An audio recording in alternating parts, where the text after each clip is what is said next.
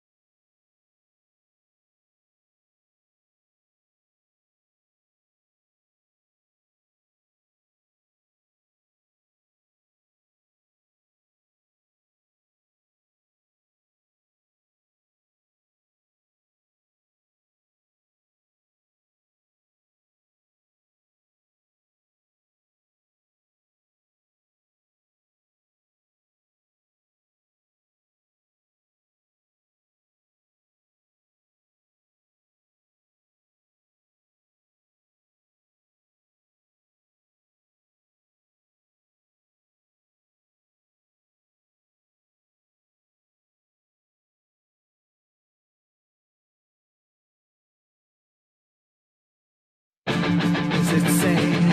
Is it possible? Still I ask myself, are we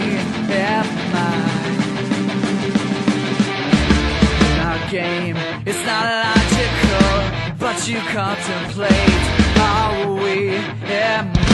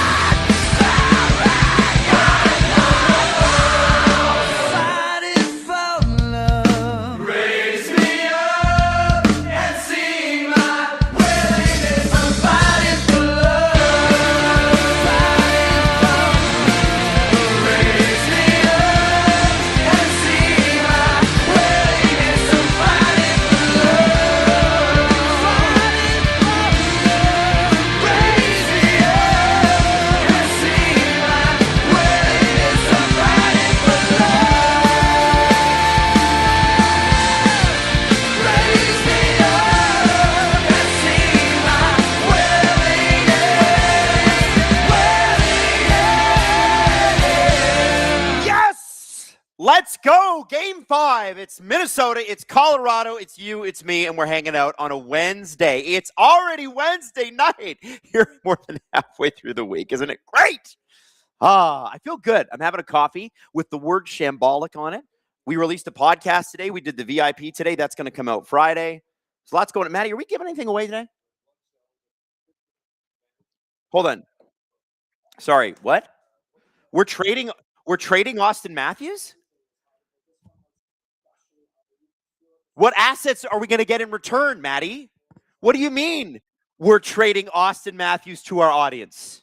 We couldn't be giving him away for free. Are you saying Austin Matthews, the assistant captain in this particular case, is he a free agent?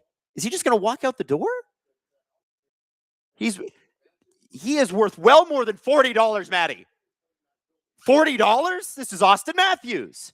I sure hope nobody clicks the link in the description and signs up to get Austin Matthews before the beginning of the third period puck drop. That would be a shame. That would be a shame. We cannot be trading Matthews. Anyway, we're giving away Austin Matthews tonight. Hi. Did you guys have a good day? Maddie's with me today. She's at home. Maddie said she had a good day. Maddie, tell the chat, because you can write in it, how do you feel today's show went? How do you feel today's show went? I need to know that. And I need to know how everybody's day was because, we're getting excited. We got a hockey game on the way. Sometimes people have frustrating Wednesdays, good Wednesdays. Is Wednesday your in-office day? Is that the day you're working from home? Like, what's happening? Zach says, I'm watching from Paris, France. It's 2 a.m. and it's my birthday. For me, but not for you guys yet. Okay, so Zach, your birthday's on Thursday and you're living in tomorrow. So so May 14th is your birthday. Zach, congratulations. Guard said, Adam, what time did you go to bed at? I went to bed because it takes me a while. It takes me a little bit of time to wind down. I think I probably went to bed at 1:30. And I got up at a pretty good time. I think I got up at like 9:15. So I had a pretty good sleep. Happy birthday, Zach, by the way. Everybody throw it in. Throw in the happy birthday to our birthday boy, Zach. I think, I had a good sleep. But what about you guys? When did you get to bed? Drew, by the way, is so angry at me because I have been on the Avs are going to win the cup bandwagon all year long from the first thing we did. Like our first preview, I was like, Avs are going to win. And then last week when we were doing our previews for the second round, I veered off course. So I've done it twice now. I was like, Ducks are going to be great. They were great all the way in the second round. I didn't predict them winning the first round. Then I was like, you know what? Maybe the Wild have the magic and the Avs had an easy time in the first round and I overthought it. Big brain. I have a fat head, so you can imagine how I think I have a big brain. And anyway, Drew is furious with me for backing off of my Avs take. And I don't think I have. All I said was, maybe it feels like Minnesota's going to win.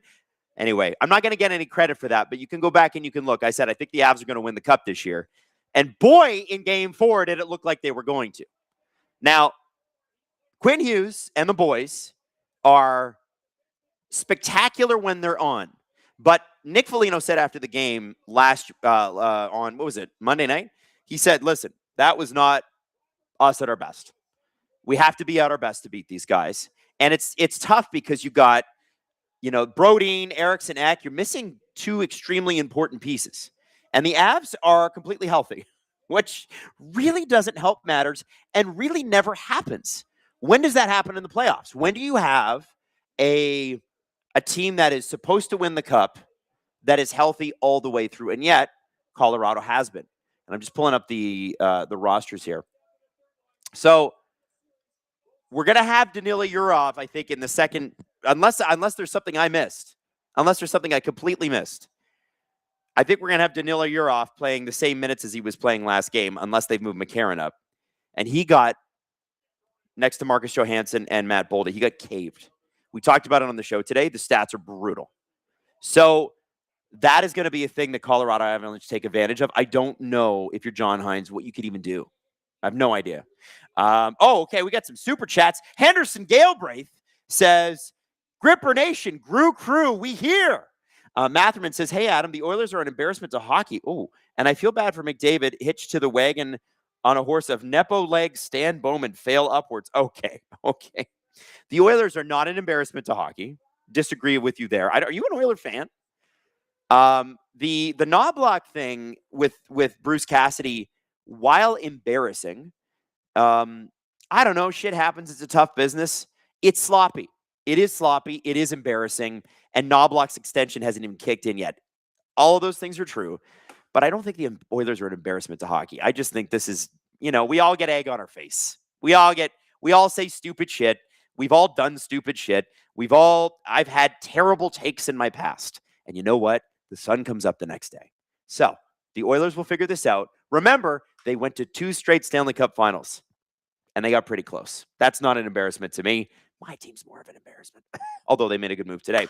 Fishin220 says, when are people going to accept that the Avs have just as easy, if not an easier road to the finals as the Canes? Wild are only 2 wins better than the Sens were with all the OTLs in the playoffs eliminated. And they had a far easier first round and easier Western Conference final. Now, here's the thing, Fishin. You're right.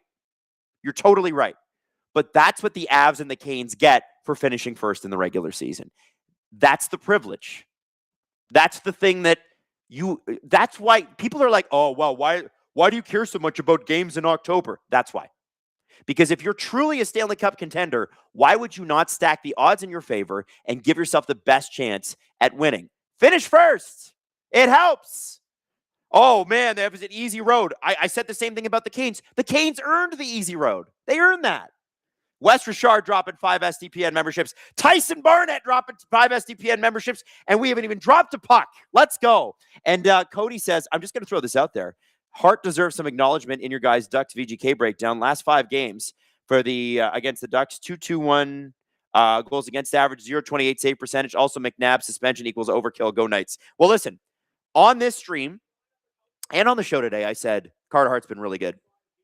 But I also say, and this is true, that Torts' system is amazing in front of him. And what I mean by that is the Ducks are going to get their shots in that game, in that series, right? What Vegas never allows them to do is to get the second shot. They never get a rebound. Never. And when they do, they score. So that's what it is. That's what I've been saying. And I think Hart's been very, very solid. No question. Shaky first round, looks completely comfortable in the second round. Does that help you? Does that make sense? All right. Conto says, as a Blues fan who just watched the Berube segment of the podcast, it resonated with me. Poor deployment of young players, squeezing blood from a stone, and wearing thin on players by the end. You know, Sid Sixero, who will always be a friend of the show, said, you live by the yarn croak and you die by the yarn croak. And I thought that was just an elite line that only Sid Sixero could do. It's true, right? You just, hey, you want to, okay, you don't want to play all these young guys. You want to play Callie Yarncroke. Okay. All right. And Matherman's also drinking a moose head. Fishing, I'm going to get to your super chat in a second. We are off to the races here. This is an elimination game. Our first of the second round, both series to this point have been non-elimination games. If the Wild lose, they finished. And my streak of good shot in by Quinn Hughes. And my streak of consecutive streams will be over. Will you miss me? Actually, it won't be over until after tomorrow night. Shot scores! Oh my God! Marcus Johansson with Michael McCarron centering his line. They score in the first 34 seconds in Denver. Unbelievable. Unbelievable. You got to be kidding me. So this is all, by the way, surprise, surprise, this all starts with Quinn Hughes. Are we shocked by that? Look at him. Gets the puck in. Boldy had a rebound, right? And then Boldy behind the net. Nice move behind his back. Shot. Amazing. And by the way, Marcus Johansson having just a renaissance season. Yeah, this is going to be a good game. This is going to be a real good game. All right, face off. I'm going to get to the super chats, by the way. George, I see you, and Professor Poo Poo Pee Pee. Fantastic names. George and Professor Poo Poo Pee Pee. Don't let anyone tell you Gripper Nation isn't a bunch of very serious people. Puck turned over by the Avalanche in the Wild zone. We got 3 shots for the Wild already, 0 for the Avs, and we are now officially 60 seconds into this game. By the way, pray for producer Hayden tonight, because his Wild are in tough. Big shot by McKinnon. Good save, the first one by Wallstead.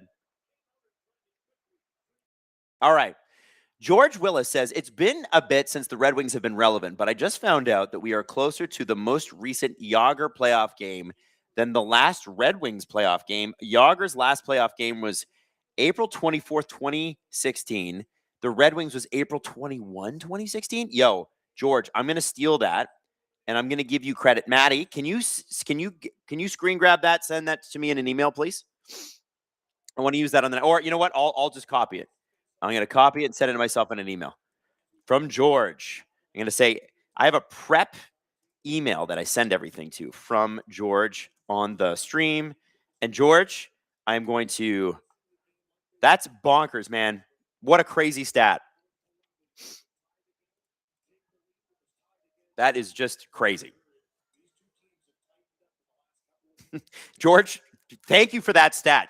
I can't even really think straight now. It's hard to even call the game. Professor Poo Poo Pee Pee, don't you worry. We'll get to you. We will get to you.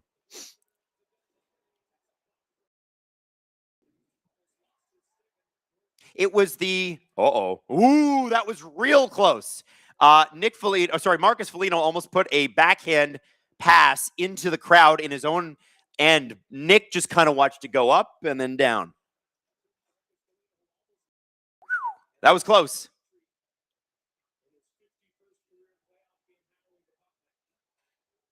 By the way, Maddie is doing the production tonight. Maddie, are you doing the chat too? Or is Robert doing the chat? You're doing the chat. So Mad Dog on the chat. You mean Mattasota? Mattasota. Avalanche is good. Avalanche works. It really is. Yeah. So we got Mad Duck. We got Mattasota, Avalanche. I don't know how we could fit you into the Golden Knights though. That one's the tough one. Poo Poo Pee Pee, Professor Poo Poo Pee Pee. Excuse me. He's tenured. He went to school. Preds were one loss away from getting the second overall pick. Every game counts. And Craig Berube, and that Leaf Twitter has been ablaze with this. They're like, that is the most ethical tank of all time because Berube refused to let them lose, and they lost anyway. It's hilarious. Hilarious. Mad Knight, Madolden Knights, Madeline Knights, Mad Knights, Manighty is funny. Viva Mad Vegas. Viva Mad Vegas. You know what? It's good. It's a stretch, but I liked it. I'm going to be honest with you. After this many days streaming in a row, late nights, not sleeping all that well, everything's funny. And you know what? It's a great place to be. Ross Colton crossed the line. So, Ross Colton got a great opportunity. How did that puck end up back on his stick? It looked like he'd lost it. And the Wild just tried to clear it and cleared right back to his stick. So Ross Colton is interesting, by the way. They mentioned on 32 Thoughts today, he's a centerman. He's not getting the ice time that he's used to. And he was also a big part of the Tampa Bay Lightning Cup runs. Freed said there's a possibility that Ross Colton after this season is available. And I was like, get me some of that Stanley Cup winning Ross Colton on my roster playing center. I don't hate that. Not really. Karen says, my streaming is slow. I'm 30 seconds behind you. Unreal. So here's the deal. If you are streaming a game, it's always going to be 30 to 45 seconds late because of the rendering.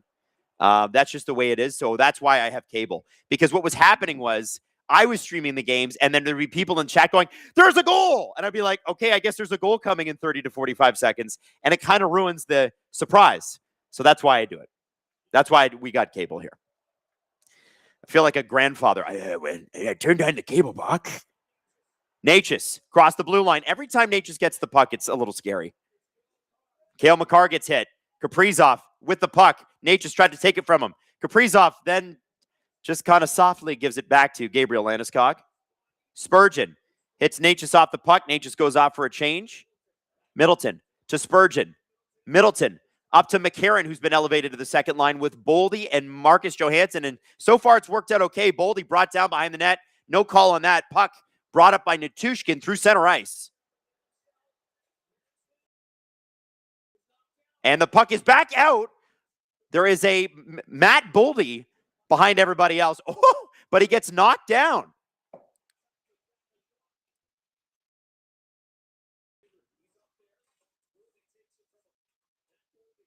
Boldy back to Faber. Faber down low. Marcus Johansson. Shot by McCarron. And that is, I think, off a stick and well wide. This second line looks pretty damn good, guys. Like, I'm impressed. I'm impressed. So it's McCarron on the second line. They finally updated it. Trenin, Yurov, Tarasenko on the third. So the all Russian line, that's kind of cool. I think that's neat.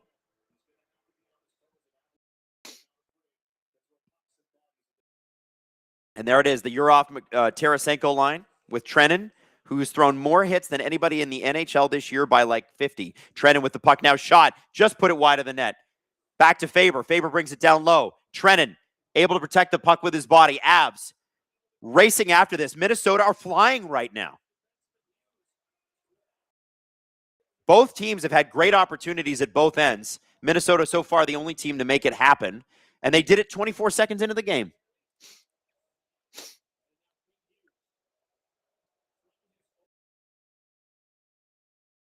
And there's some boos, man.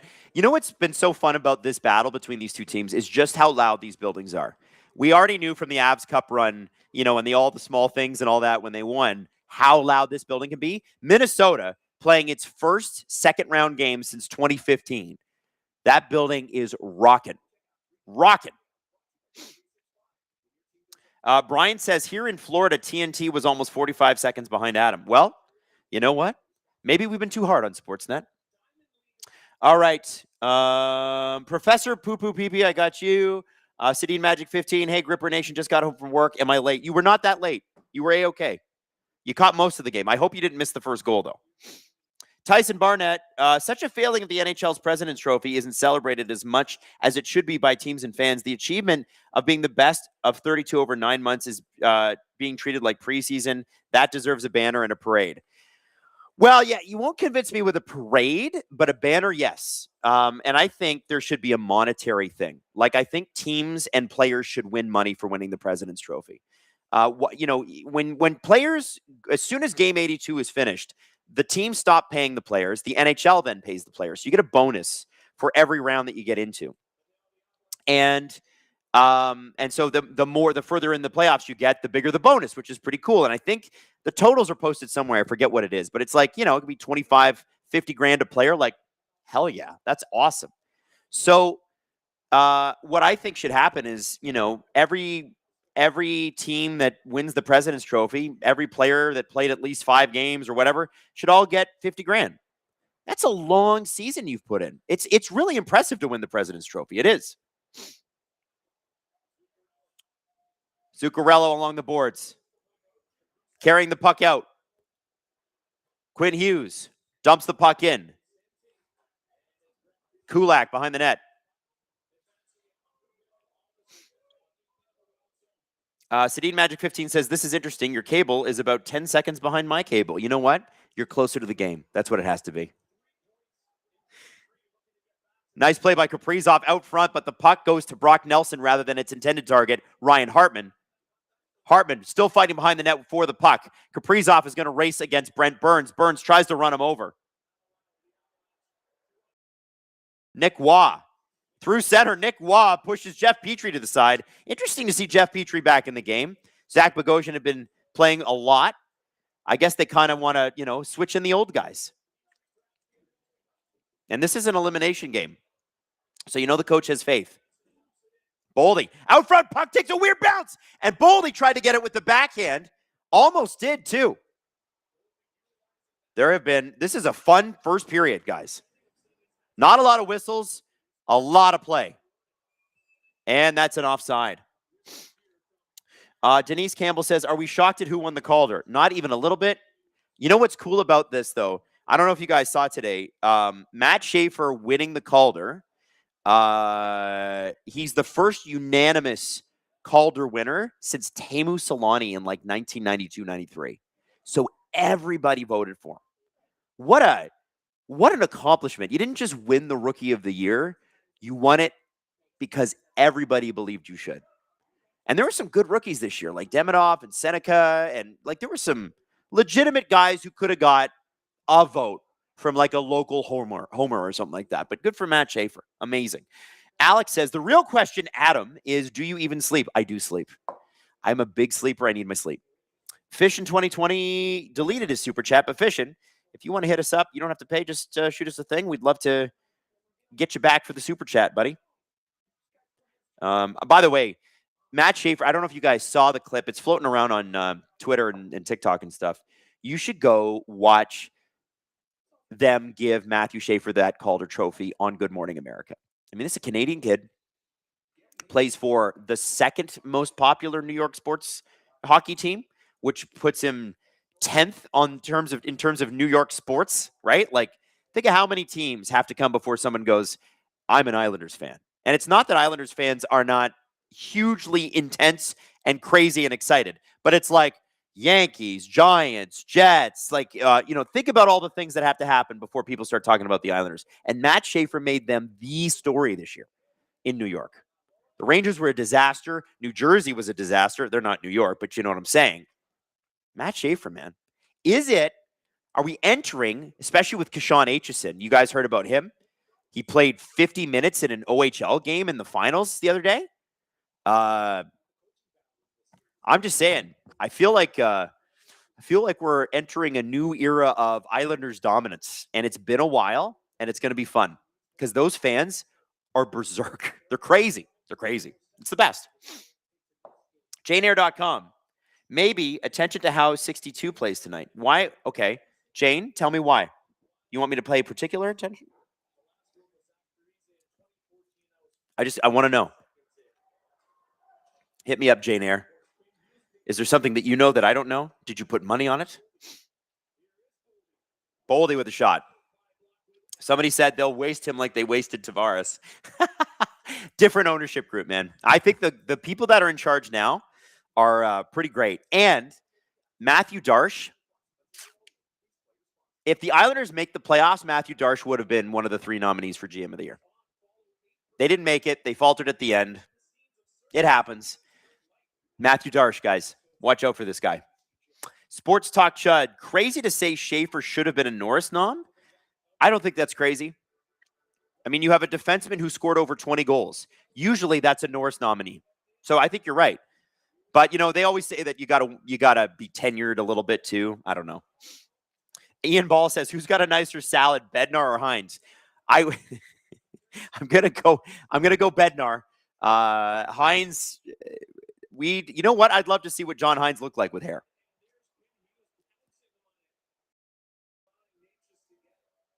Shots are all knotted up at 5. It's been an exciting game at both ends. Like, this has been great. This is exactly what we hoped this series would be. And game 4, it was just kind of a bummer. Like, it was closer than it looked on the score sheet, but as a person without a dog in this fight, I just want these two teams to go for 60 minutes or longer. And it was a little bit out of reach at the end.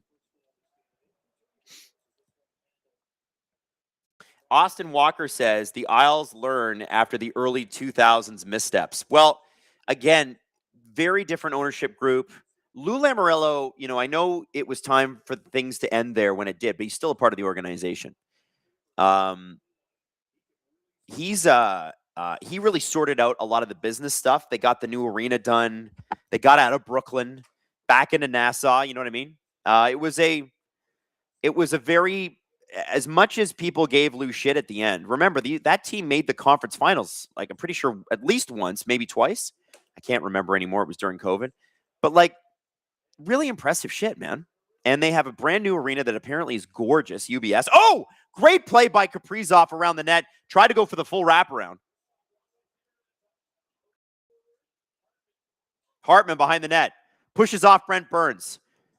Hartman leaves it for Zuccarello. Zuccarello back to the point. Petrie's got it. Shot. Oh, and it's a bouncer. And Hartman tried to... And now Hartman is getting punched in the face for no reason by Brent Burns. Hartman tried to take a whack at it, but he didn't hit the goalie. But Brent Burns is like, you know what? What if I just punched you in the head? JaneAir.com says, Lehkonen is the first ballot grinder who never gets the limelight. I think in these, we should close this situations. He does more than others, works more, does more. You know what? I don't think you're wrong. I will pay attention to him tonight. When he's on the ice, let's make sure we watch him. I'm happy to do that. This is our show. Gripper Nation, we can do whatever we want, can't we? So Jane Air, that's going to be one of the things we look out for tonight. So Tyson Barnett, Slavin should have won the Norris. Defense should be first when evaluating defensemen. Well, if that's the case, then Slavin should have won it 5 years in a row. And I agree with you that he ought to be nominated. Has he ever won it? But I think the Norris, listen, the idea is supposed to be both ends of the ice. But I think the offensive side is always seen as more impressive because it's so hard as a defenseman to put up points. And I think that's where the imbalance comes. I've always felt there should be like a Larry Robinson trophy for best defensive defenseman or name defensive defenseman that you like. The Chris Tanev Award. I don't know. Somebody that was just a great defensive defenseman, elite level, and we talk about like that. Why can't we have that, right? Why don't we have a Wayne Gretzky Award for most assists in a season? We should have that too.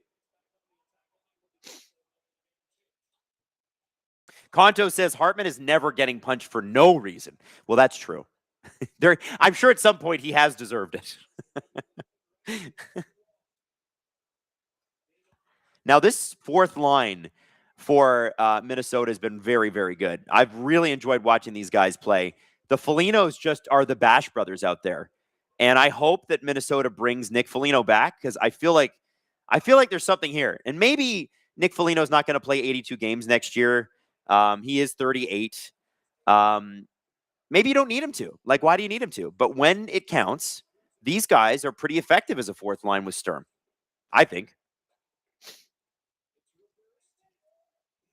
The Iron Vibe says, how about best forward award? Well, normally that's like the Art Ross and the Hart Trophy. But yeah, I could do that. I'm down.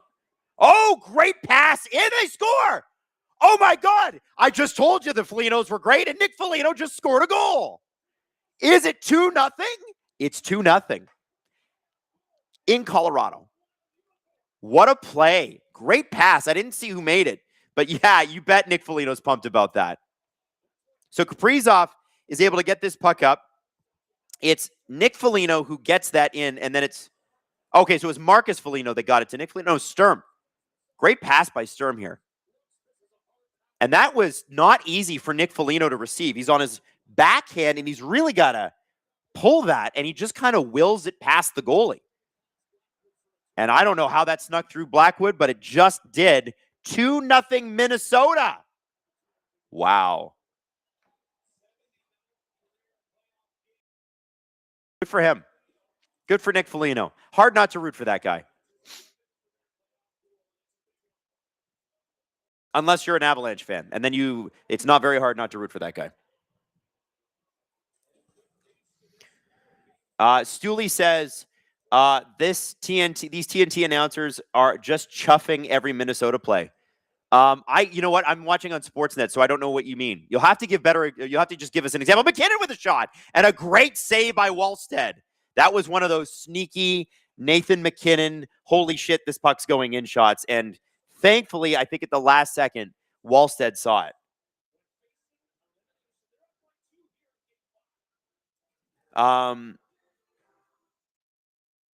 So I'm looking up chuffing. I'm trying to figure out what you mean by chuffing.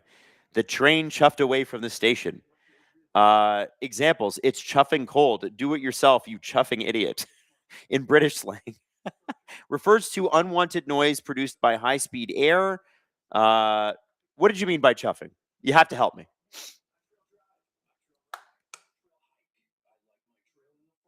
I have been exposed. Oh, isn't chuffing the thing that tigers do when they can't purr? I think so. When they go. Tyson Barnett says ESPN sucks. They sound so uninterested. No life in the play. Chuffed is British for happy about. Oh, so they're happy about the Wild play. Okay. They're quite chuffed about that. Tyson Barnett. Well chuffed, isn't it? Yeah. Oh, I'm feeling a bit chuffed, mate. Producer Drew in the chat, depressed as hell, saying, welp, see you in game 6. We suck. Drew, it's 10 minutes in. It's the Colorado Avalanche. This game ain't over, buddy. I know it feels that way. Jarek says that's Gen Z slang. Heaven says Jalen Chuffield. Jalen Chuffield is sitting at home waiting to play hockey on May 20th or whenever that's going to start. It's crazy.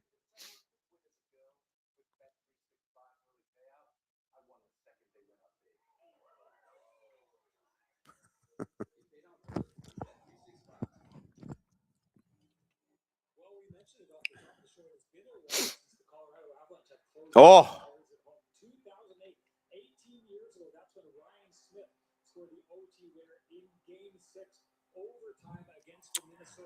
TNT, way better than ESPN. Least doomer Avs fan. Yeah, what's with Avs fans? Why is the doom and gloom? Like, I wish I was you guys. I wish I could be this depressed about such a great team. Chase says, LOL, Avs fans need to cheer here. Chill here.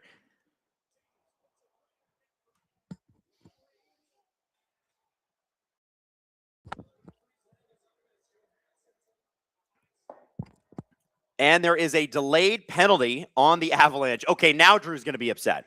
Drew's going to be mad now. Mojo in. Oh, and he just tried to. Marcus Johansson made a great play behind the net to receive, or behind his back to receive the puck. Kaprizov to Quinn Hughes. Quinn Hughes at the blue line. 6-on-5 here. Kaprizov with a shot, hits the post, and they score. It's Michael McCarron again. Holy shit.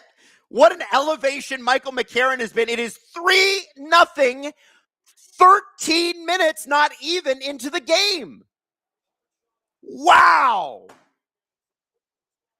I did not expect Michael McCarron to play this big of a role. Maddie's like, I did not expect this at all. I'm like, Michael, people made fun of them for getting Michael McCarron for a second-round pick. This guy's been nails, man. Crazy.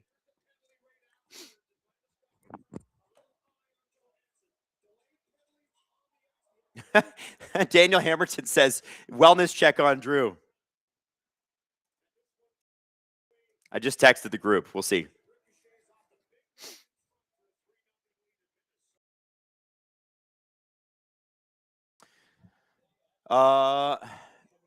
Okay, Chase says, damn, okay, Avs fan, you guys can panic. So they are going to challenge, or they're going to check this? Goaltender interference, maybe? Offside?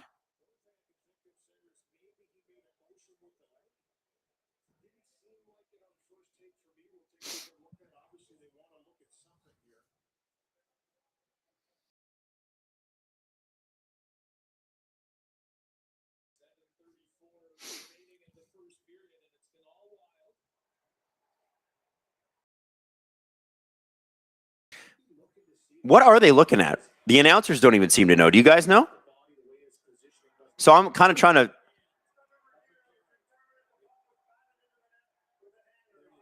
Oh, they want to know if it was batted into the net with his hand. Oh, it could have been. It could have been. Oh, this might not be a goal, guys. Because he's got his hand on the stick. It goes off his forearm. I don't think that's going to count. Oh, I didn't know that. Yeah, I don't think that's going to count. No stick on that. Now, they're still going to go to a power play if this doesn't count. But he for sure batted that in with his forearm. I don't know. I don't know what the rule is. Is it like if you swing?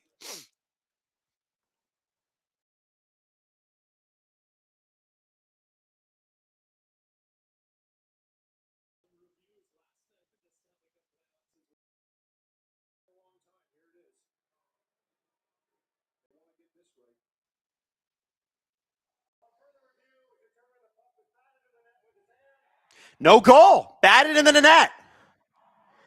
Wow.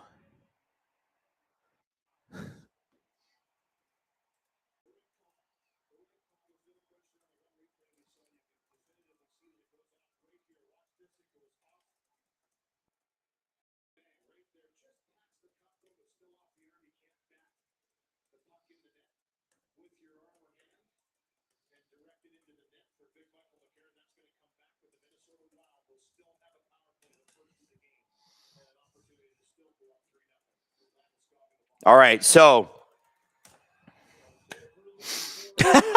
man. So wait, what it says? Somebody said a lady flipped the bird. Okay, so we're 2-0. We're 2-0.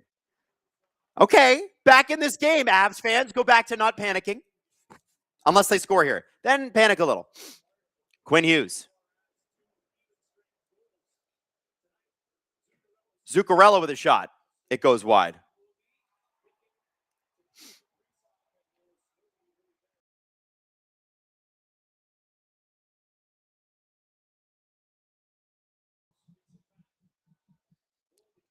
Boldy across center.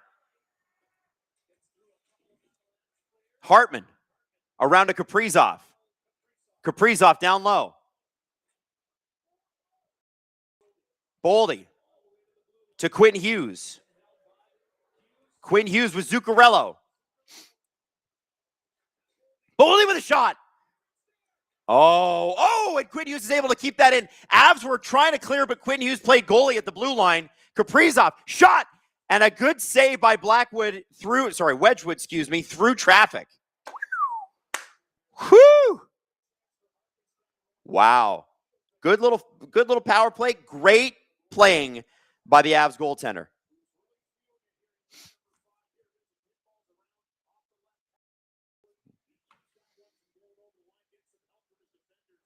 Wow.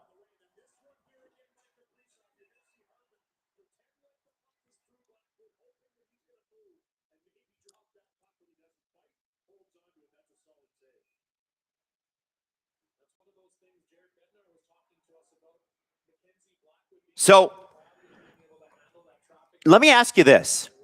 Does the goal getting called back take the wind out of the sails a little bit? It is Blackwood tonight. It is Blackwood. Okay, I was right. Listen, please forgive me. It's been a lot of streaming. Does the goal getting called back, and then let's say the Avs kill this, does that take the wind out of the sails, or do you still feel good as a Wild fan? Do you still feel like you got the momentum? Marcus Johansson is flying tonight, so maybe he still feels good. Out front, Boldy! What a save by Blackwood! Woo! Ho. Wow. Avs fans, get on your feet for that one. That was great.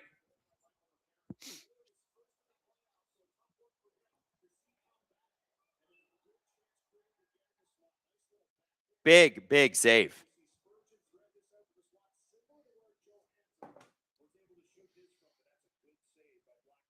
Okay, here we go.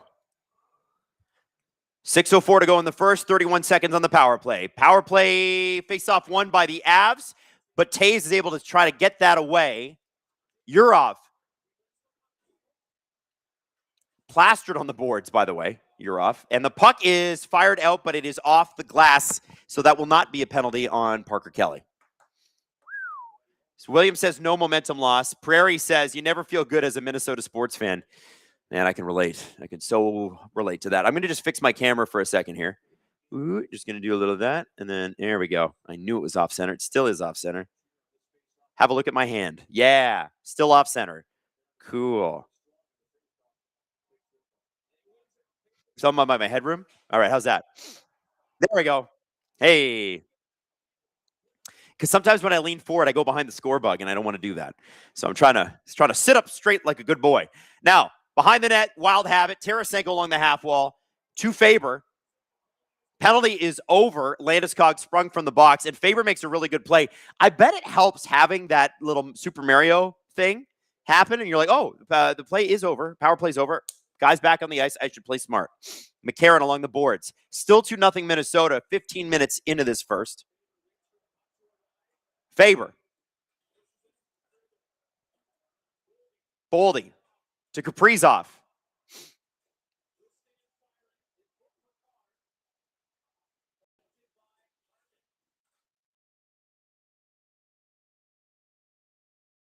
Landeskog across center. Puck is flipped in. And it's held. All right.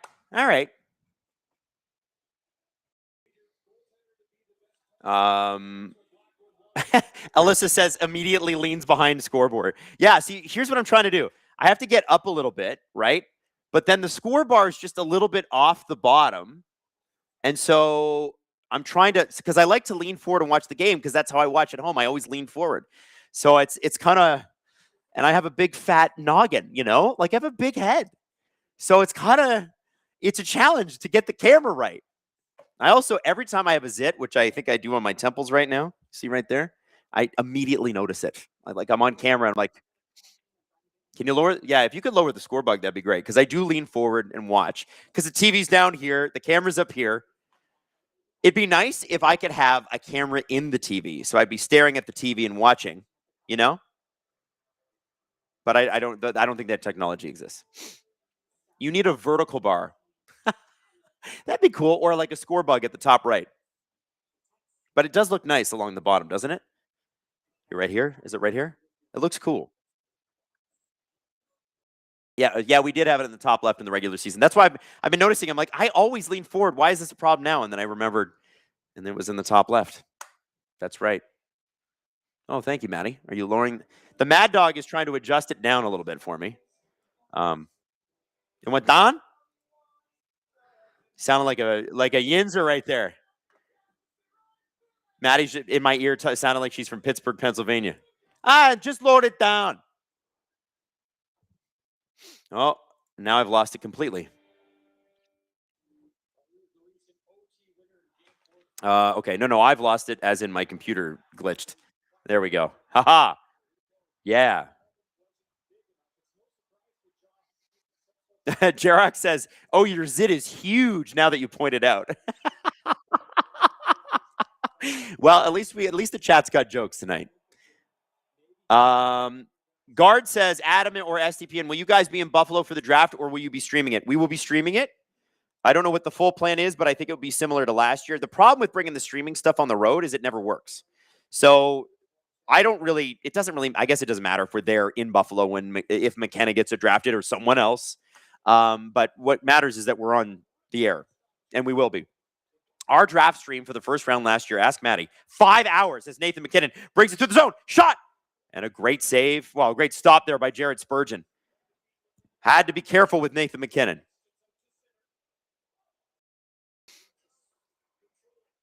.420 left in the first. Natchez gets interrupted at center. Oh.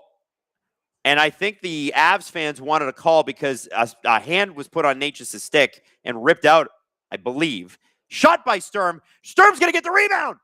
Out front, scores. Oh, my God. It's Foligno again. Nick Foligno makes it 3-0. 2 goals from the fourth line. And there's a baby crying. Everybody's upset. Wow, Maddie, thank you for lowering that. Look at this poor little... Oh, he's so cute. Oh, my God. That makes me miss Everly at that age. And Boldy for sure should have got a penalty there. Yes, I get why they're mad. And then it leads to immediate goal. Wow. Nico Sturm, man, creating tonight. Gets that to Nick Foligno. Look at Foligno. He's so pumped. He's like, hey, He can't even believe it. And neither can that baby. Wow. Massive. That's Foligno's 11th and 12th goal of his playoff career.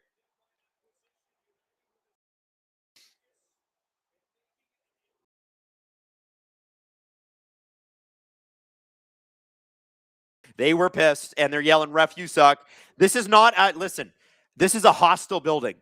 It's a hostile building for I think, for other teams, but for refs, ooh, they let you hear it. They let you hear it. Alyssa says, who's crying harder, that baby or Drew? It's a good question. I'm surprised we haven't seen Hayden in the chat yet. Gloating. You would expect him to be. Drew to Kulak. Drew. Nick Waugh. Why did I say Drew? Nick Waugh. You know why I said Drew? Because Drew hated the Nick Waugh trade, and now he loves Nick Waugh. Oh, man. A little bit of rough stuff around Wallstead. Oh, and Petrie brings down Kelly by the scruff of his neck. He might get a penalty for that. Hey, is it Drew's fault, by the way? Is that we're like this? That the Avs are playing like this? It might be. Make sure you tweet Drew right now and say, hey, this is your fault, just so you know. Wes Richard says, happy for Hayden and happy for Drew is sad. The City in Magic 15 says, this lead is not safe. And he's right. He's right.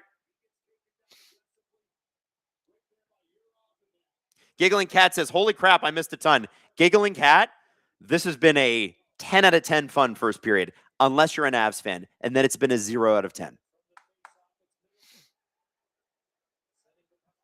Austin Walker, as the hockey guy says, got to tell the ref he sucks. Otherwise, he won't know he does. That's true. I love the hockey guy. He's a funny guy. So much respect for how he's built his channel, too. Like, it's not easy doing that. And he does it every day for hours and hours and hours. Guy works hard. Ranta, excuse me. Spurgeon to Tarasenko. Man, I haven't seen Tarasenko look this good in a long time. He seems like motivated and pumped and that he's dying to win a cup here. Rene says, can you say 10 goals? Listen, I wouldn't be adverse to a shootout. Like a crazy, crazy game. I would not be would not be adverse to that at all. Kay says the first periods of these games recently have been nuts. They have. You're absolutely right. Okay. Hartman loses the face-off draw. McKinnon holds him up. Zuccarello's after it, and it's Kulak. Seriously, not Kulak, Makar. Very different player. Very, very different player. There's Taze. The puck is to Natchez. Taze.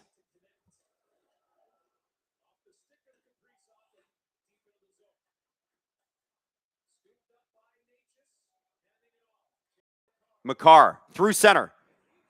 To McKinnon, shot by Landeskog. Oh, and there's still a rebound. We thought that was going to be covered up and whistled, but oh no. And now the Avs have got it. Shot from the point. Rebound. Good save by Wallstedt, and the rebound is cleared. Wylde, clear that to center. That was dangerous looking as McCarron gives chase. All 6'5", 6'6" of him. He is gigantic out there. Look at the size of that man. 47, if you're wondering. He's huge. Can you believe Nashville had him and Kiefer Sherwood on their fourth line? It was a good fourth line, but should have held on to them both. Nichushkin.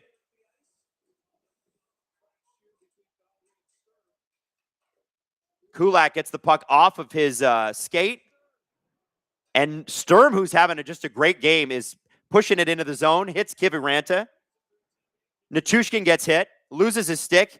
Foligno after him. These guys crash and bang, and that puck was thrown at center by one of the Minnesota Wild players. Kadri avoids a hit at the blue line, gets the puck deep enough to go for a change. Emo Jalapeno says, I need Quinnesota to win so we get more of this. I know. Sports Talk Chud, if the Wild pull off the comeback today, if the Wild pull off the comeback in this series, they'll win it all. I don't know, man. Carolina looks pretty good. And to be honest, if Vegas gets through, that will not be a fun matchup either. I'm not bold enough to go, yes. You have to pick a Stanley Cup winner at the beginning of the season, so I went Avs. I thought that was a pretty good pick. So far, it looks okay. But my God, Carolina looks like a boa constrictor.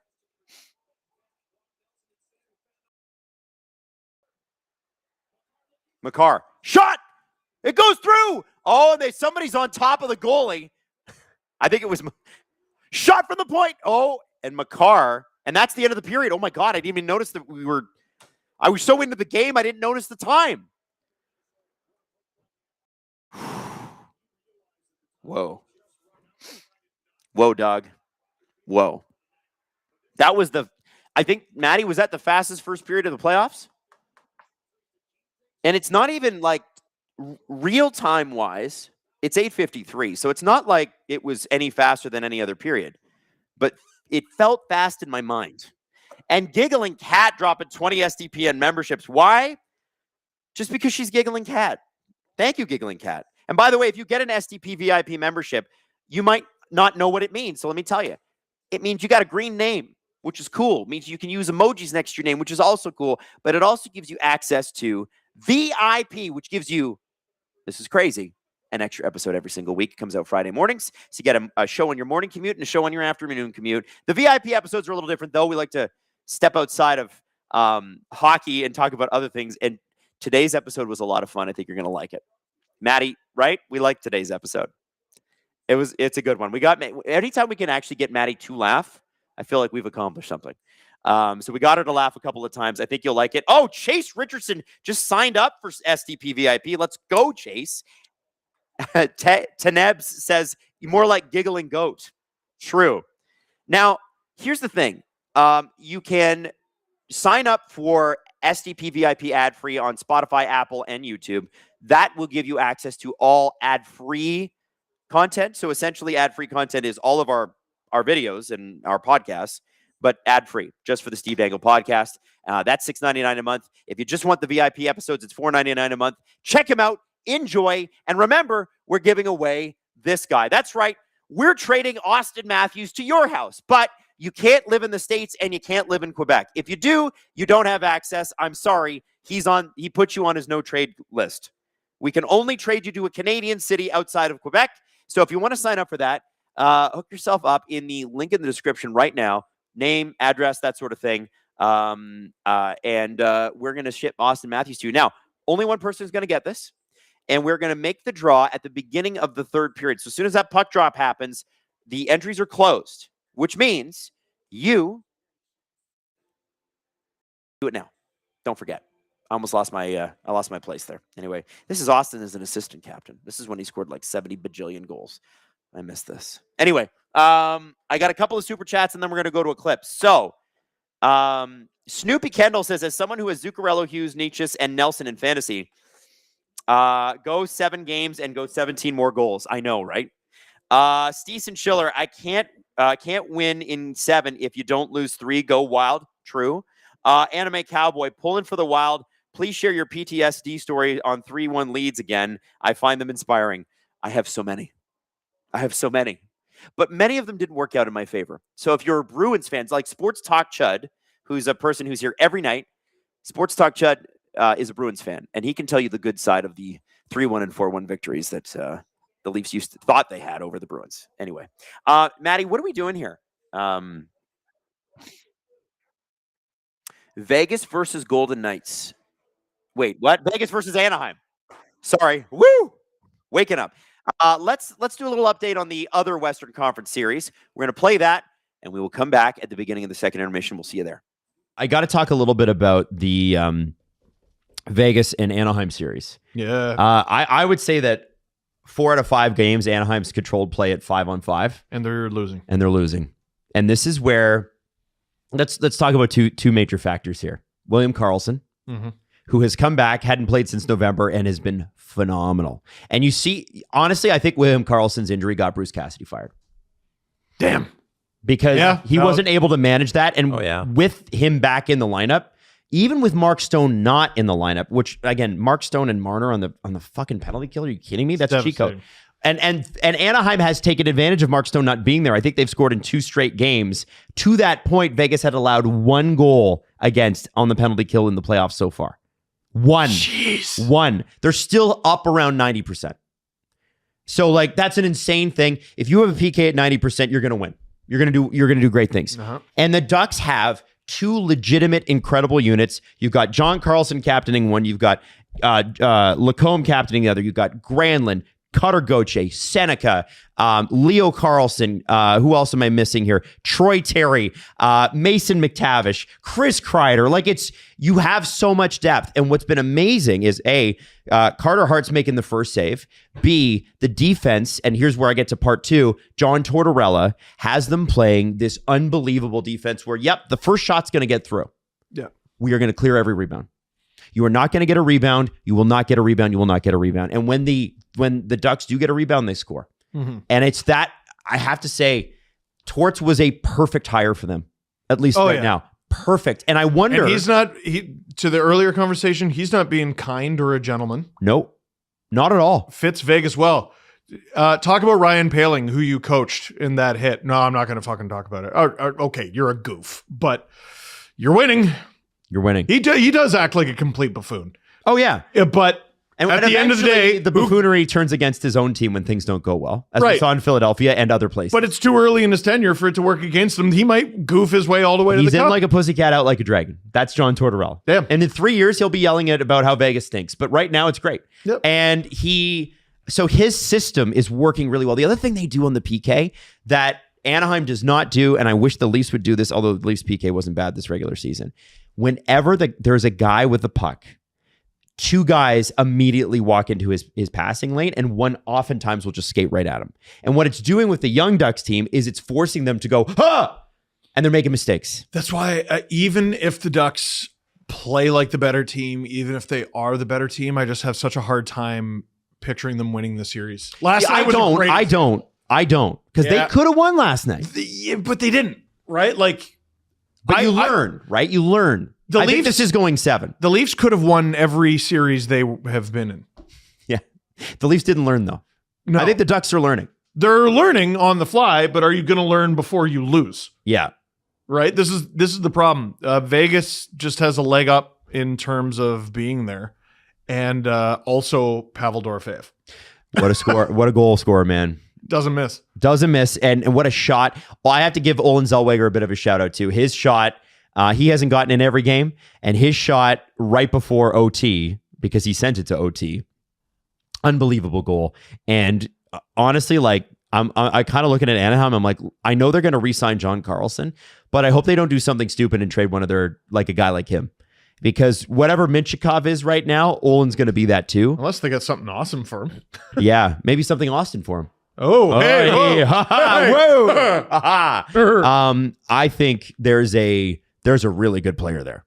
Really, really, really good player. Anaheim has become, again, remember when they were before the defenseman factory? Cam Fowler, Shea Theodore, Josh Manson. Who else came out of there? There was like Hampus Lindholm. They had like defenseman after defenseman. There's somebody who used to play who's gone with injuries now, but they had like 6 or 7 of them that would have been like high-end Leaf guys who were barely playing in Anaheim. They were like a factory. Sami Vatanen?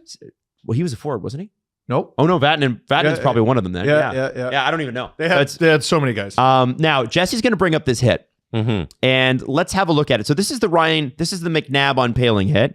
Just to let everybody know and spoil the surprise, this leads to a 5-minute major, but there was some discussion on the broadcast about it. Jesse, you want to go ahead? All right, so you're going to see Brayden McNabb coming here to hit Paling. The puck is leaving as Paling is passing it back. Vegas steals it there.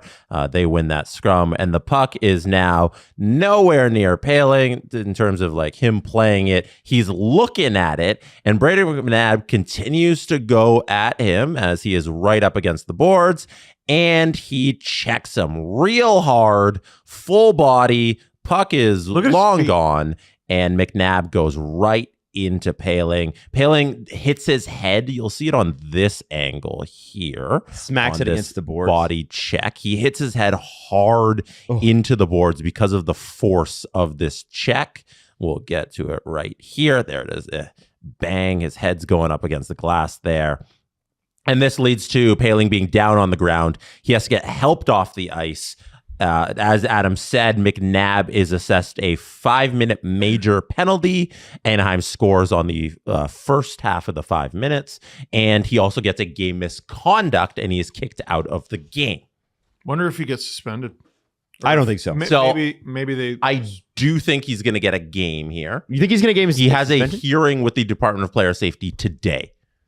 Wow. So I think he's going to get a game. Important to note, he was gliding in. He was not pumping his feet. So it's not a charge, right? Like that's for anybody that's listening to this and is not seeing this and maybe missed the play, he is top speed, but he's not 1, 2, 3 on the chop thing. It's interference. The rule is, and there was some debate, and this is where I'm like, so the ESPN broadcast, and like I heard our buddy Sid sort of torch them the other day, and I don't want to be too hard on this, but sometimes I'm like, guys, come on. So they go to so Bucci-Gross and Weeks are both like, well, it's a clean hit. Yeah, and I'm like, the puck is it's interference. The puck's 2 meters away, like, so it's not clean. Yeah, instantly it's a 2-minute. But it's I got the rule. Don't worry. So the rule is... Why do we always have to fucking say that? Rule 56.5 dictates that when a major penalty is imposed for interference infraction that results in an injury to an opponent, the game misconduct penalty must also be assessed. Yes. So I did not know this. I didn't either. Until this happened and he got the major penalty, because I was like, okay, it's interference. I get it being a major, if you want to call it excessive force or anything. But the referee, based on his discretion, is allowed to award the game misconduct based on how much the other player is injured. Yes. That is a thing that I am now aware of. But yeah, Paling being down on the ice for that long is why McNabb gets that game. And he tried to get up, and it was scary. Yeah, my guess is he doesn't play again minimum this series. Yeah, and that's a big loss for them. He's been great. I was actually looking it up because I was going to call McNabb a predatory player. I looked it up. He hasn't been suspended in his NHL career, which I was surprised by. I have a bias against Brayden McNabb because I will never, ever forget the silence inside the building, the Hershey Center, during the 2011 Memorial Cup. He ended Joey Hishen's career during the Memorial Cup. Joey Hishen was a first-round pick of the Colorado Avalanche. He ended his career. Wow. He ended up coming back. He played a few professional seasons. He might have even had a brief cup of coffee in the NHL, but Was never the same. he was projected to be a very special player. How did the Owen Sound attack keep coming up today? But he was projected to be a very special player, and he absolutely laid him the fuck out right at center ice in the Mem Cup.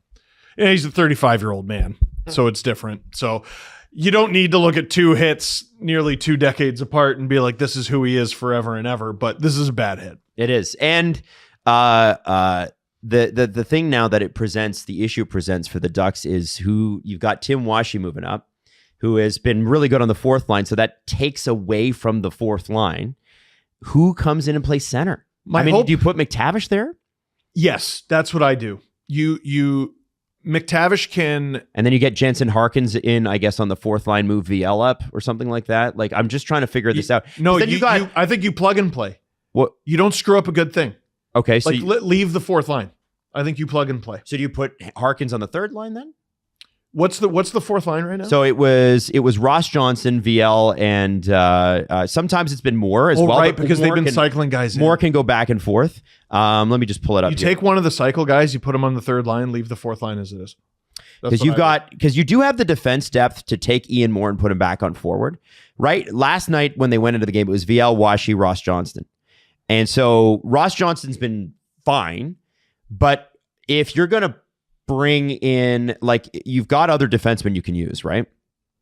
They are deep on defense. If you feel comfortable, I would move McTavish over. Do you move? You don't move. So do you put Harkins there? Do you put Johnson there? Well, let me ask this, Adam. They have enough defensemen. Do you go 11-7? I mean, you could. You totally could. I think so. I just want to know how they would manage that. And it didn't. It's game 5. They ride your ponies, man. They put a great game together after the Paling injury. Yeah. Or no, sorry, they're heading into game 6. But you've got ride your ponies. Hines. So if you're you've actually got some good defensemen back there. Okay, so you got Harkins, Vetrano's available. I forgot about him. Nestorenko, Gotcher.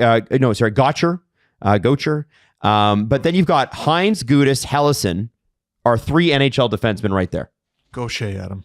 Gaucher? Is it Gaucher? Sorry. Somebody we used to know. Oh, so hey. So you could move. Very millennial of you. You could move Ian Moore up and put him. He's got some speed. You could put him on the third line. Although I really liked him on the fourth line. So by dressing him, you are already sort of... He's already dressed. He's playing defense, though. Right. So what I'm saying is it's already sort of 11-7? It is, kind of, yeah. But then you could bring in Hines, who's been good. You could bring in Gudis, and Hellison's injured. So maybe you bring in Hines. Hines has played well. It's crazy. Like, they have a lot of depth, this team. It says a lot to... how good Ryan Paling's been. Like, even though they have the depth that they do, like, it's a big mess. Man, can I just give you, can I guess Frank Vetrano's stat line this year? Remember he signed the deferred contract? Oh my God, he did nothing. How many games did he play? 50 games. Oh 50 games. He had it was insane. It's he had, I want to say 4 goals, 20 points. Try 5 goals, 9 points. Jesus. But the year before he had 45. You know that he can play hockey, but it's pretty clear Coach Q does not trust him. Man, where does he go? I don't know. Not with that deferred deal now, too. That's maybe the one bad contract they have. And you know what? I don't blame them for signing it. He had 60 points one year, 45 the next. And you know what's funny is when they scratched McTavish, Vetrano was not the one that came in. No. And McTavish has looked good since he came back. Anyway, listen, Anaheim's got their work cut out for them. I do think Vegas looks like a team that just finds ways to win. Oh, yeah. But I don't think this is over. And I do think if Vegas gets through, assuming Colorado gets through, listen, that's going to be a tough series. I'm not cheering for any of you. I want them all to go 7.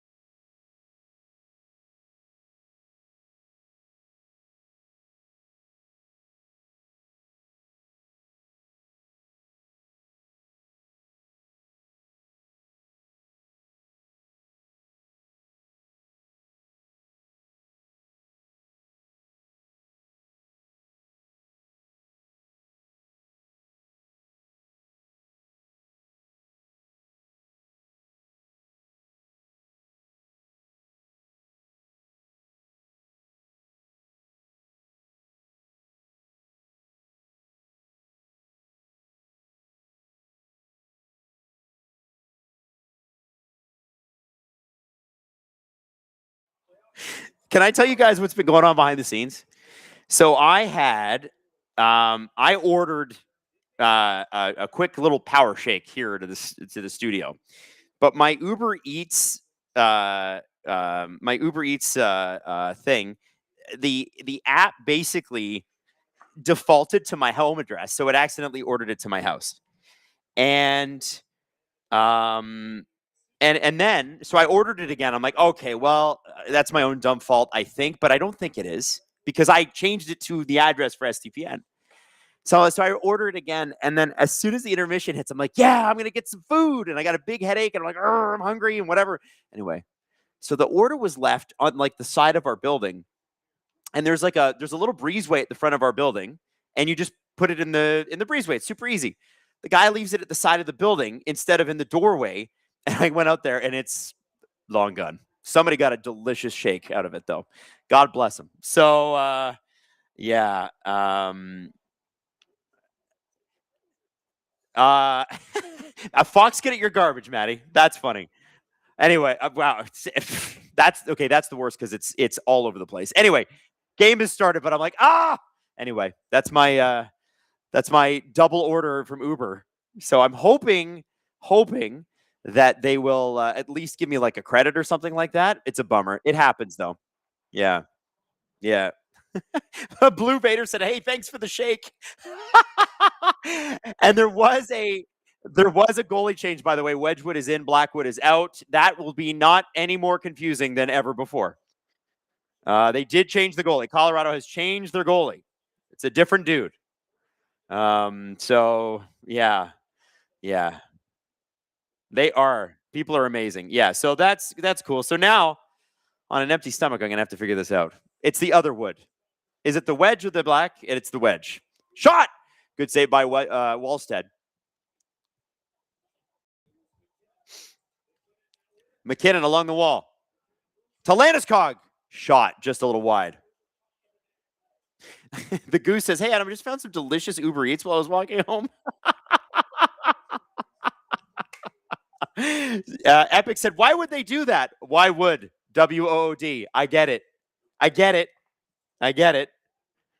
Man, good press by the Avalanche here, and a shot by Wallstead off the stick of Nathan McKinnon. And Michael McCarron just got pushed on the back of Wallstead. Oh, no, that's not McCarron. That's Kaprizov. Significant difference in height. Giggling Cat says, are the Avs trying to say they have more wood than the Wild? You know what?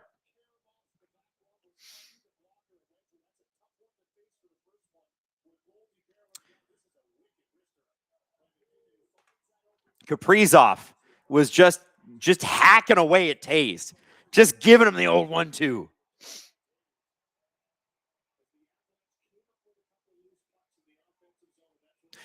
Zamboni driver said, not even going to lie, I'm watching the Jays and listening to the Wild Man just because. Okay, tell me something.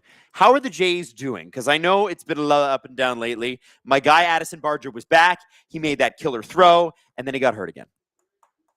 Which just, it's very Toronto sports in 2026, let's be honest. It's been a tough year to be a Canadian sports fan, losing the Olympic gold medal game, both men's and women's, Leafs stinking, Toronto Blue Jays, who are only hope, off to a bad start. I know they got off to a bad start last year, but come on.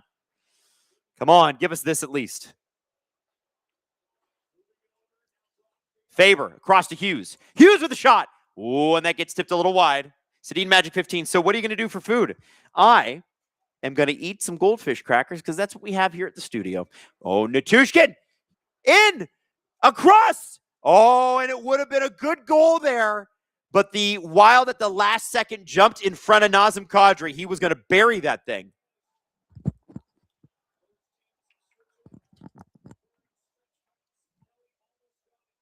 Trennan now. Shot. He's got he had a little bit of room there. Good save by one of the goalies. The goalie that Wedgwood. That's it. That's his name.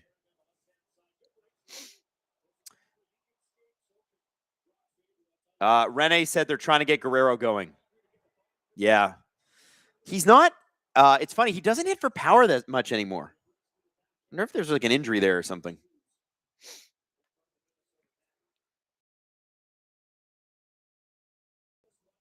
Burns. What a pass. Great pass. That's vintage Brent Burns. And the puck took a bit of a crazy bounce off of Wallstead, and it does it again. Oh! Drury almost batted one out of midair, literally Vlad Guerrero style. Spreading Blue says, hey, Adam. Hello, Blue. Free the Dimples. That's a funny name. Funds to buy a granola bar to go with the fish. Thank you, Free the Dimples. I appreciate you. The Jays tied it. Well, that's fantastic. Zamboni Driver says they're struggling a bit with injuries. They did not have a hot start last year until late May. They've shown flashes, have been able to get back, but they got to win some games. You know, I don't think it hurt or it helps that Alejandro Kirk is out. That guy is kind of important. Makar. Tenacious. Natchez across. Makar's got room. Makar makes a pass. I think he should have shot that one, but he's Cale Makar, who he knows better than I do. Cale Makar this time with Marcus Johansson on McHale. Cale's got room.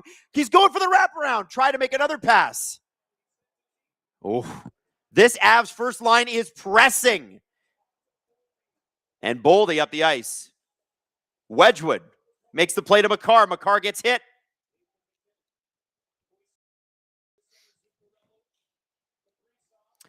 Guard says, Adam, let me Uber Eats you some Wendy's. No, I appreciate that, guys. I didn't tell you that. Please don't do that. No, I'm just, I was just sad. I was just a sad boy that I didn't get my snacks. I was just being a child about it, you know? McKinnon's got room. Shot. Great save by Wallstead. You know, Wallstead's got something. He's absorbing pucks tonight. There have been a couple of big, fishy rebounds that we don't love, but he's doing a lot of that puck hits him and it doesn't go anywhere, which is kind of ideal. I think you mean this Avs first line. That is what I meant.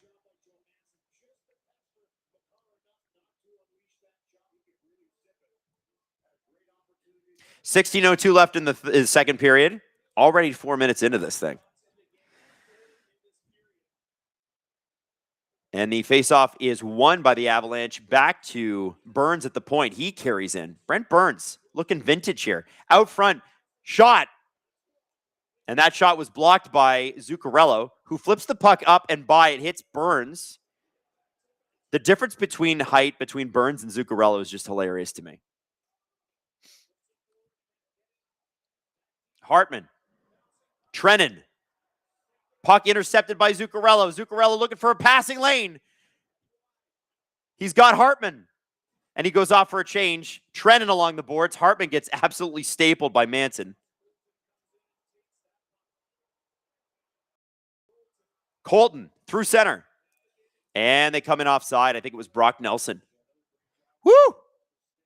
Rene says, Adam, you need a survival pack at the studio. I know. We do have food here. We do have food here. So I'm also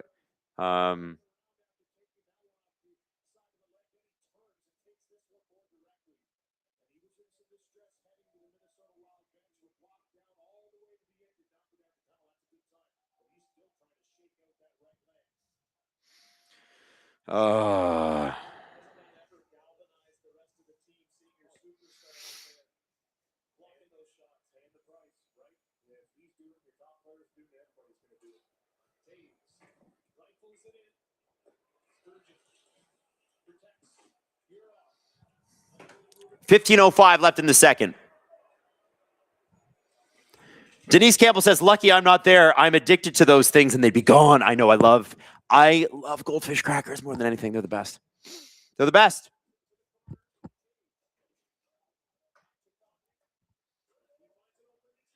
Natushkin. Taze. Natushkin along the boards. We've been told to watch out for him and Lehkonen. Shot up front. Oh, and that was close. O'Connor almost put that home, but I think he put it wide instead. Shot. And that goes wide. Tarasenko along the boards. Trennan.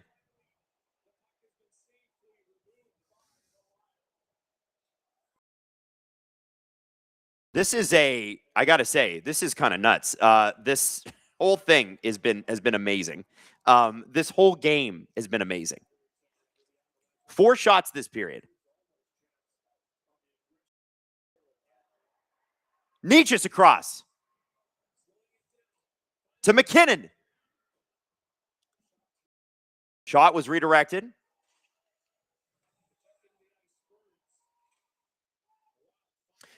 Jay Sarge says Pronman mock draft actually had McKenna first overall. You guys were looking at the prospect here. Okay, I thought that was weird. I thought that was strange. By the way, I have heard the Leafs really do like Chase Reed. And I still think they're going to draft McKenna, though. I still think they're going to draft McKenna. 13:28 to go in the second. Colorado needs to get something here. They need to get a goal this period. Just get a goal, and you're in the game. You can't let Minnesota get 4. And the crazy thing about it is, just like the last game, even though you're up a couple goals, you never feel like you are. Oh, big shot and a save.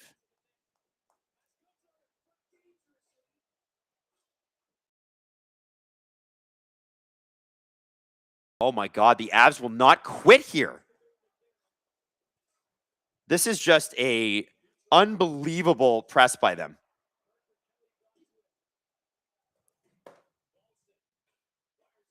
McCarron gets the puck out. Scorpius says, I think the Leafs will take Stenberg. I don't know. Like, you know what? You know what's so interesting about it? They've got the first overall pick in a brand new management group, and we have no history of how these guys operate. So it's kind of hard to know. Kaprizov, by the way, moving in, trying to just keep the puck out of the Wild zone. The Avs are all over them to start this second period.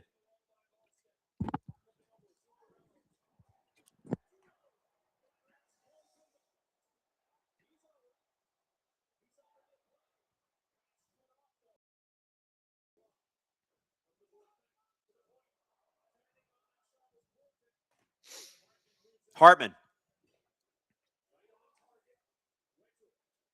Landeskog behind the net. By the way, Gabe Landeskog has looked pretty damn good in this series, I got to say.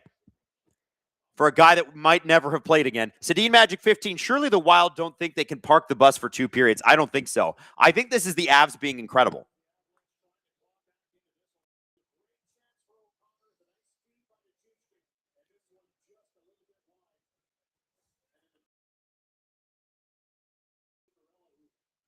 This is a crazy team. How can the Avs look like they did in the first period and then come out and look like this in the second period? It's unbelievable. How do they do this?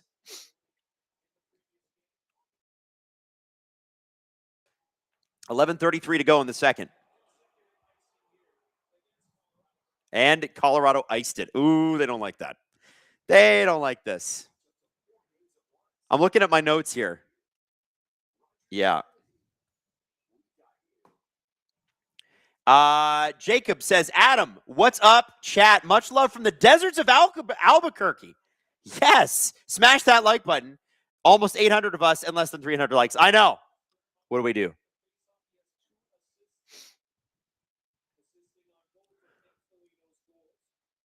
Evan says, who would Stenberg's closest comparable be? You always hear Barkov from the wing. Having someone that elevates in the playoffs doesn't sound very Leafs. Well, here's the thing. Stenberg's going to be a really great player. They say that the ceiling with McKenna is what's so appealing. But Stenberg's probably better right now, is what they're saying. Like I've heard, I think it was Scott Wheeler was on the Leaf Report, and he said, I don't expect like McKenna to win the Calder, for instance. I'm like, okay. But he could be the best of the draft in a couple of years, which... Does it fit the Leafs timeline? Well, it depends on if Matthews sticks around. Marcus Johansson dumping that puck in. Either way, the Leafs need to learn to get some.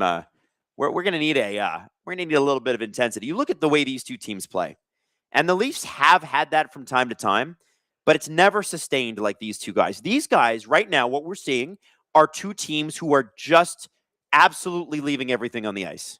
This is an incredible game. And I know it's 3-0. And if you're just tuning in, you're probably like, this doesn't seem particularly close. Trust me, it's closer than it looks. Wallstead stood on his head.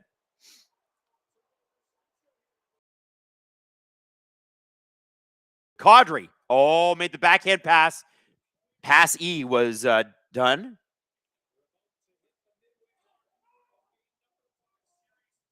Middleton. Oh, I think that's going to be icing. Yep. Middleton missed the pass to Boldy, and that's what happened.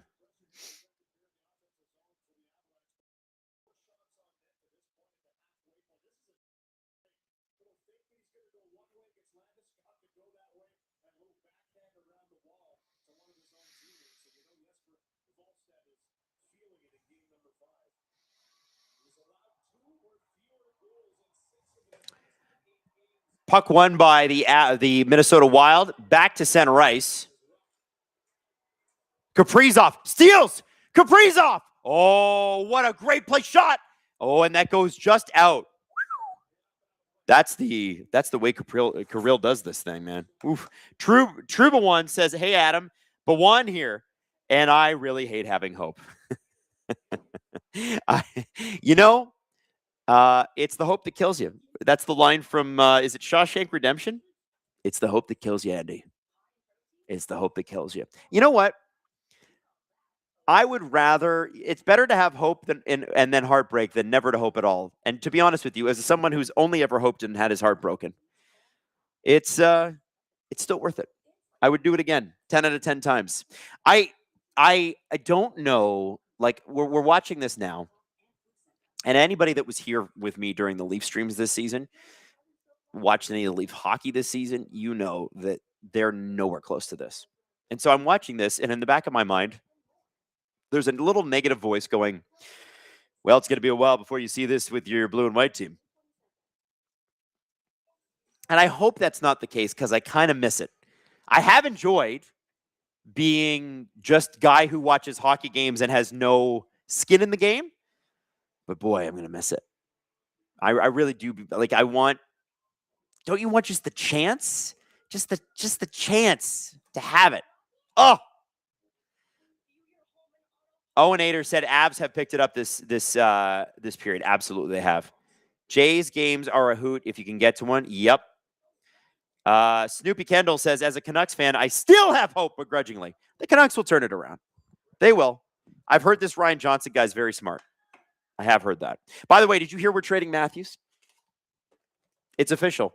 We're trading Matthews to your house, except if you live in Quebec or the United States. You can win right now. Click the link in the description. It's also in the chat. Click the link, and we are going to give Matthews to you.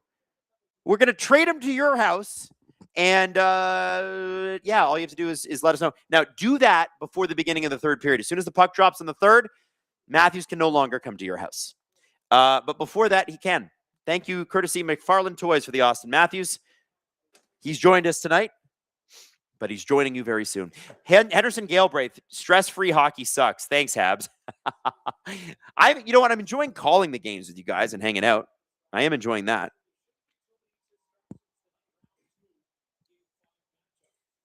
Owen Ader says, I want that Wild Wing figurine. Well, I'll tell you, Owen Ader, that was given away a couple of games ago. That's why you need to tune in every game.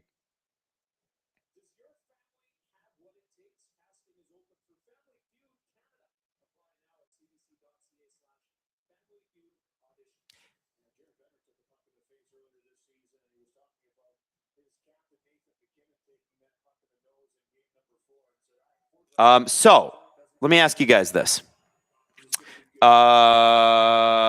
Evan says the Canucks aren't turning it around until they get a training facility. I don't think that's true. The Canucks were good 2 years ago. I think a divorce between them and Pettersson needs to happen. But they probably can get some good assets. There's got to be a GM out there who's like, I know he's expensive and I know he hasn't scored in a couple of years, but there's a good player in there, some fighting along the boards here. You have to love the Zeev Bouillon thing. Marco Rossi, whose foot was broken all season. So if he's healthy, he's good for 60 points. Like, I don't think they're as bad as we saw. I actually think they'll be better, and they score. It's Brent Burns from the point. Brent Burns. Unless that was tipped by somebody else. It looks like it might have been. Brent Burns, the tallest man on the ice, unless Michael McCarron's out there. Wow. So it's Parker Kelly with the tip on the Brent Burns shot. Parker Kelly, who scored his first playoff goal last game, gets another one. Burns. So he tipped that. Oh, what a tip by Kelly. Okay.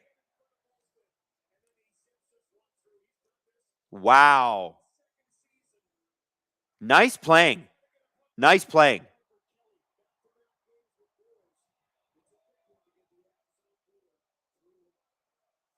Hey, you know what? It's always the unexpected sources.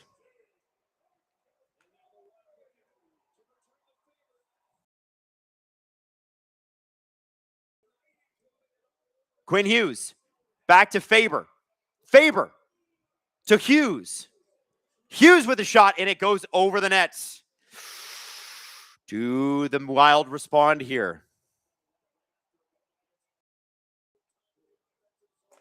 Oh, what do we got here? Your feed is like 2 to 3 minutes ahead of mine. Oh, and are you on streaming? Is that what it is? You should try refreshing it. That might be what happens, because sometimes streams are just moved just a little bit slower and then they get out of sync. That's what happens with me.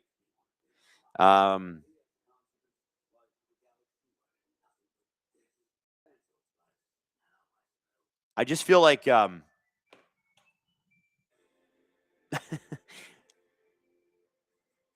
looks like we got off a wild skate. It's not over. It's just the second. That's 21 goal scorer Parker Kelly to you, sir. Okay, will do, Adam. I'm streaming on Zoo. What is Zeus TV? Are you sailing the 7 seas? Unless Zeus TV is like the next big thing out of the United States I've never heard of. Boo earns. I gotta have some water. All right.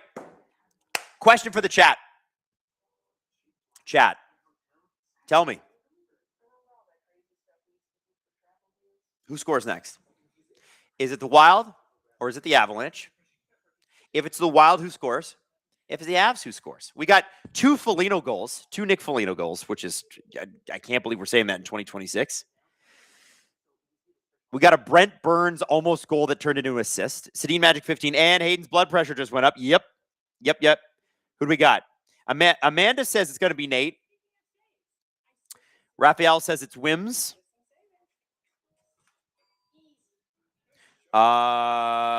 Goody news. It's going to be Kaprizov.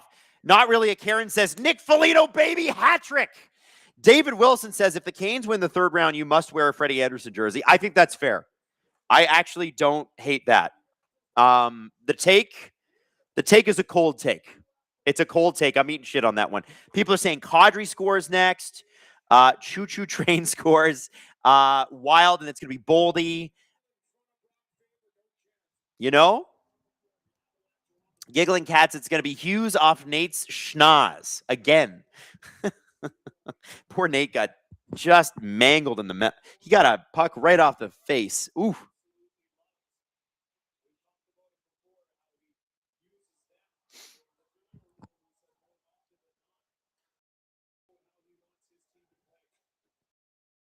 It's a John Day says it's going to be Nick Waggle next.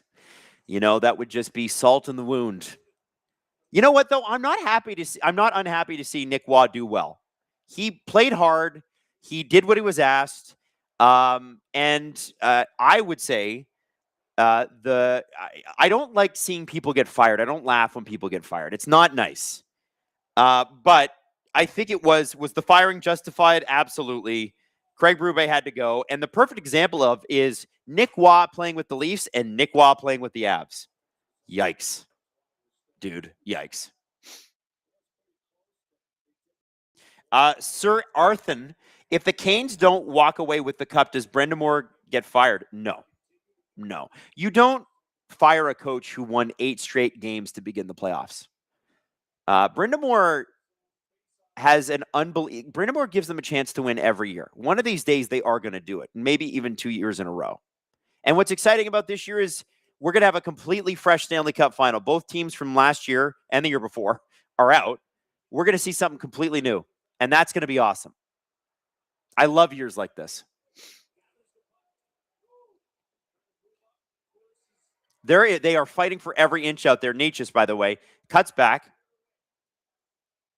to Makar.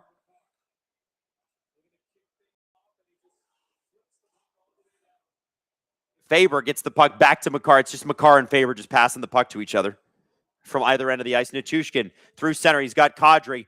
Kadri fires it deep. Perhaps a little too deep because it goes around Urov and Faber are all over it. Nichushkin steals the puck, though, gets it to Kadri. Kadri looking for a passing lane, gets to Burns at the front, at the point, excuse me. Burns snapped that shot real quick. 7:03 left to go in the second period. Nichushkin, Kadri, shot. And that was just too high, went over the net. Brent Burns has got room, shot. Tried to do the slap pass this time to Kadri for the redirect, but it goes high and into the crowd.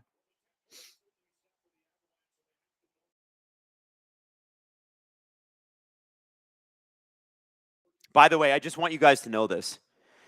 If you think that we're not giving producer Drew the most shit in the group chats right now, because we got a couple going, he's getting it so bad. He's getting it so bad. And the game is not even over yet. We're 6:52 to go in the second period. This is still a hockey game. But Drew is getting it bad in the chat right now. Snoopy Kendall says, question, does Berube get another coaching gig? Yeah, I think so. Shot! Remember, this is a Stanley Cup winning coach. He'll get another gig. It might be one of those things where he doesn't, maybe it's a year or something, but he's under contract for the next 2. So he'll be paid. I know he won't like not working, but Berube will coach again, and he's a very good person. Maybe he's an assistant coach somewhere. Who knows? Shot. Oh, Tays got room. Shot. Oh, and Wallstead absorbs that puck. That was key. No rebounds there. Evan says, what systems work with Berube? Well, it helps to have Alex Pietrangelo on your blue line. I think you got to be a very, you got to be the 2019 Blues, man. Whatever was special about them. I mean, grinding and very talented and defensively responsible, kind of veteran. Like, Berube did not like playing the rookies, man. Didn't like it at all. At least in Toronto this year. Like, Jacob Quillen had a really nice quote about him today because a lot of the Marlies were asked about Berube, and, some of them have played for him. And they all have been to training camp with him, and they all had good things to say. And Quillen's like, listen, man, he gave me a chance. And we're all like, yeah, like 5 minutes a night for 20 games in a row. If you call that a chance. Anyway. It was an ethical tank. Berube did not want to lose. Shot. Taze. Oh, boy. Wallstead found that one, but a great setup by McKinnon to Taze, and Taze absolutely ripped that thing.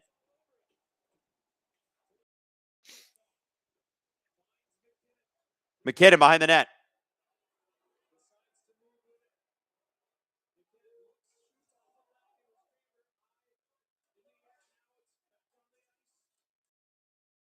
McKinnon. Whoa, puck is touched. Oof.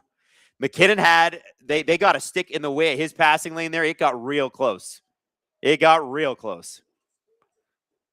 McKinnon's looking hungry tonight. He's a dangerous guy tonight.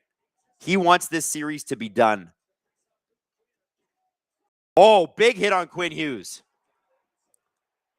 Oh. And Ross Colton gave Quinn Hughes a little shot too. We couldn't see it on camera, but the Avs fans loved it.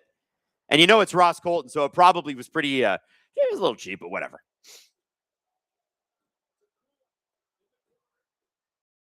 .456 to go in the second. It feels like the Minnesota Wild would dearly love this period to be over.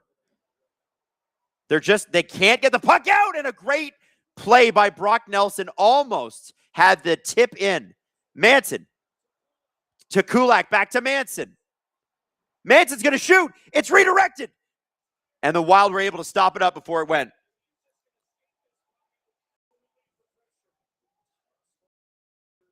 Whew. 4:26 to go in the second period. Avs coming in again.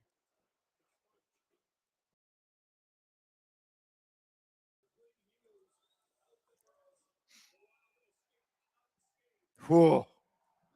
Wild escape. And they're going to go to commercial break here and just take a breather. Holy moly. That was a pretty intense run right there.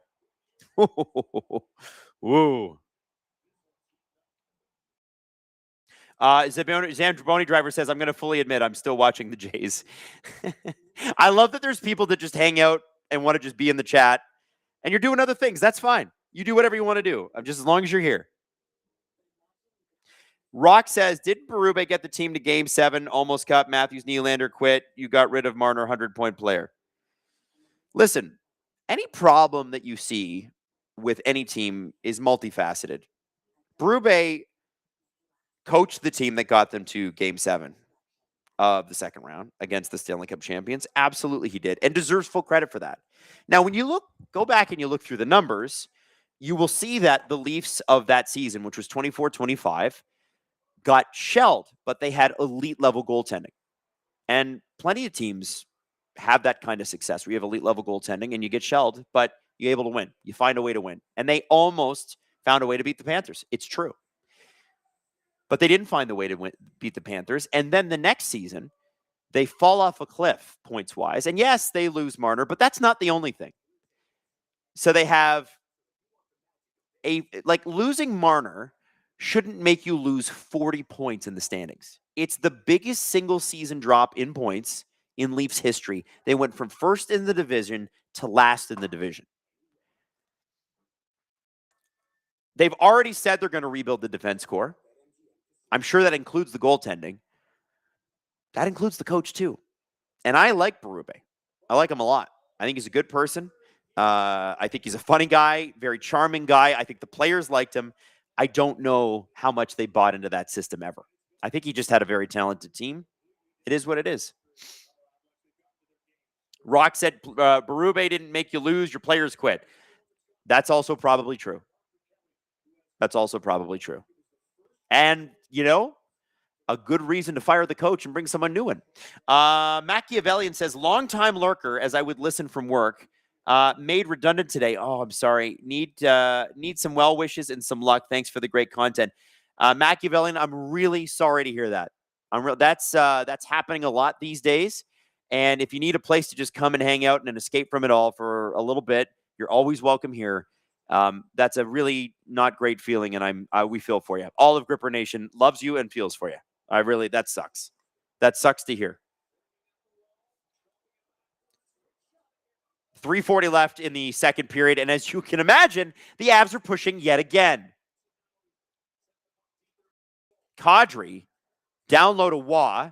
Waugh using the big body. Kadri tries to get that puck up to Kulak. He's just fighting with Foligno for it.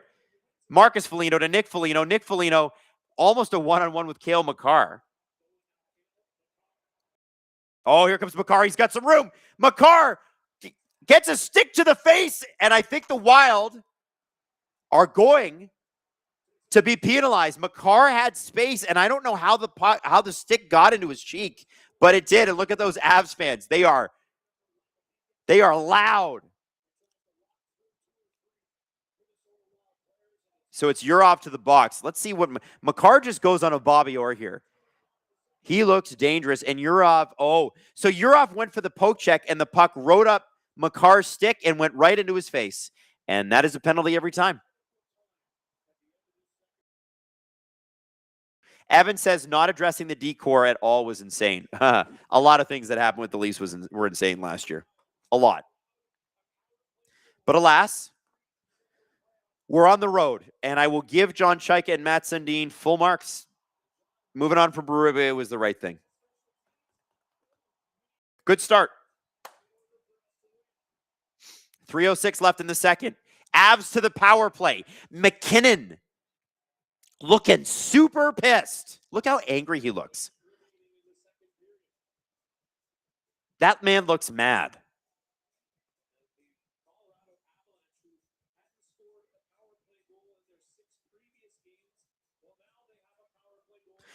And the Avs lose the faceoff draw. It's immediately fired out. Avs have the 4th ranked power play. The PK for the Wild is not great. It's 15th. Nathan McKinnon. Cross the blue line. Gives it to Kadri. Kadri's going to shoot. Saved by Wallstead. Rebound. And Wallstead was deep in his net. That was dangerous. But a good save. 1:37 to go on the power play. 2:45 left in the second. Giovanna says, would Berube be a good assistant coach in Seattle? Lambert is there, and Berube coached Vince Dunn and Schwartz when they were on the Blues. So here's the thing. I think the reason Vince Dunn was made available to the Seattle Kraken is because he and Berube didn't vibe. And that turned out to be a mistake because Vince Dunn's a stud, and he's unfortunately playing on a team, Wild clear it, that are not that relevant right now. So I don't know if that would be a fit, but maybe it is because it's Lane Lambert's team. It's not Craig Berube's team. Did Hoffman just blow a game? Oh no. A few Blue Jays people are really mad. 2:20 left in the second period. 1:07 to go. Big hit laid by the Wild on the penalty kill. You rarely see that. Nick Foligno's going to change off. Out comes McCarron. Nietzsche's through center. McKinnon waiting and in offside. McKinnon did not wait long enough for Nietzsche's to clear the zone. David Williams says Wallstead has a roll of tape at the end of his stick. He does. He really can fling that paddle out, you know? James Williams, he's as mad as he was when he was handed that stuffed animal at the Olympics. Listen, I know people were like, that is for a really good cause, and you shouldn't be making... Listen, it's kind of funny in retrospect. It is kind of funny. His face, like, what the fuck is this? I hope he gave it to a kid. McCarron, trying to get in front of Makar. Kadri's got it. Makar winds up, shot. Where's the puck? Kadri gets it. Kadri down low. To Landeskog to Kadri. Kadri to Landeskog.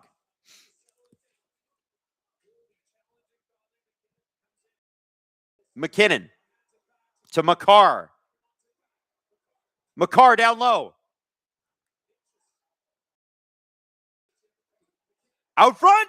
Oh, Wallstead had to make a quick save there, but the Wild do a good job of clearing, and Makar is able to catch it before it goes all the way down to his zone, and Yurov is out of the box. The Minnesota Wild get out of this one. They don't have a great PK, but it worked there. It worked there.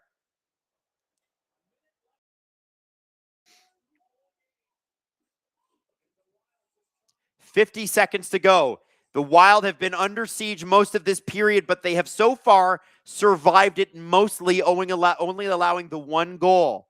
Avs trying to get goal number 2 so they can go to the locker room and go, see, we're right friggin' there. They did their job, though. Oh, Hartman and Nelson are just going at it. Kaprizov through center, 26 seconds to go. Hartman.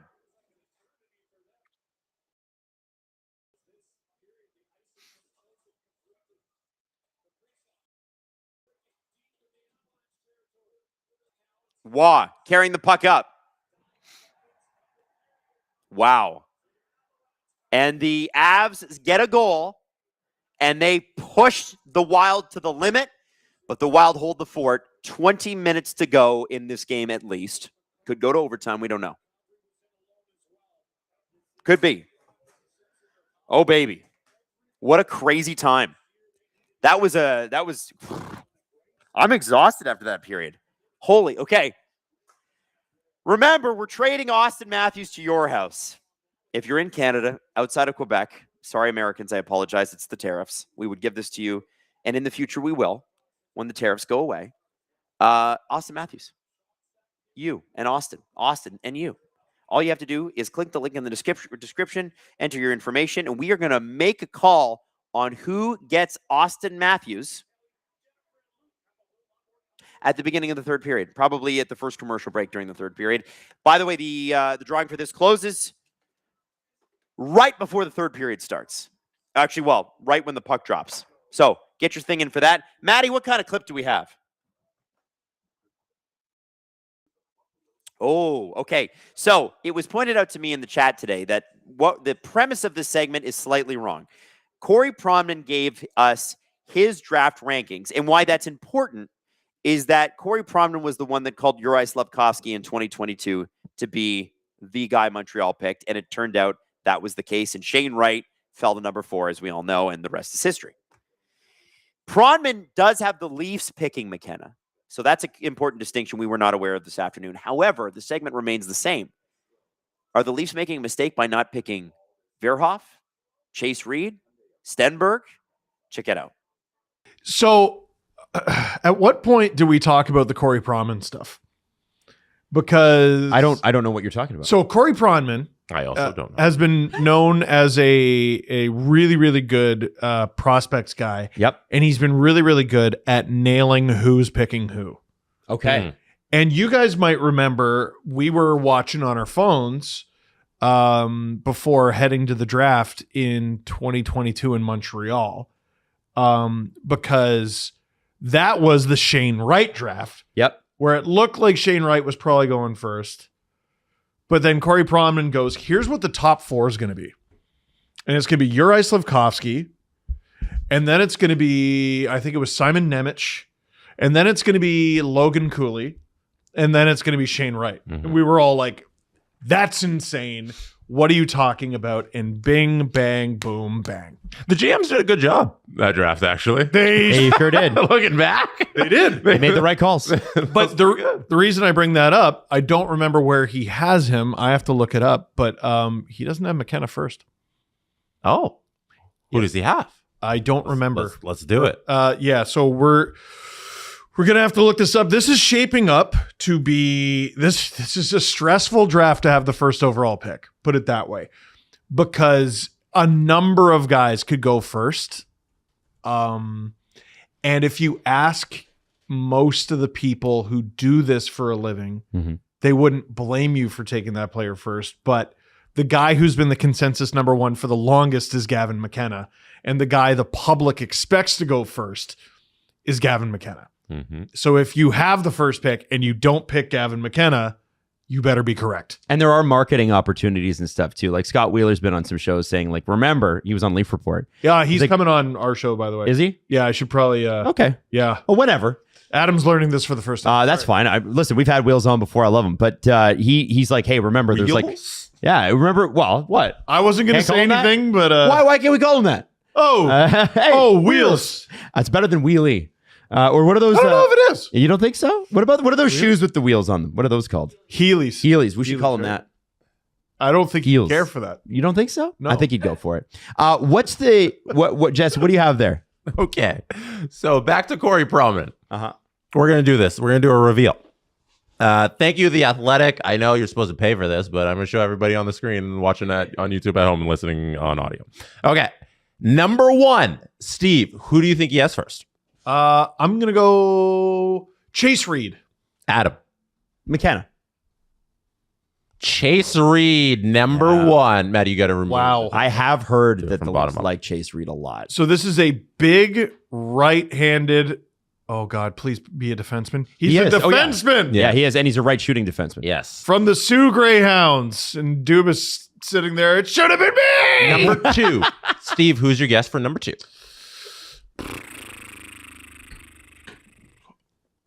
Caleb Malhotra.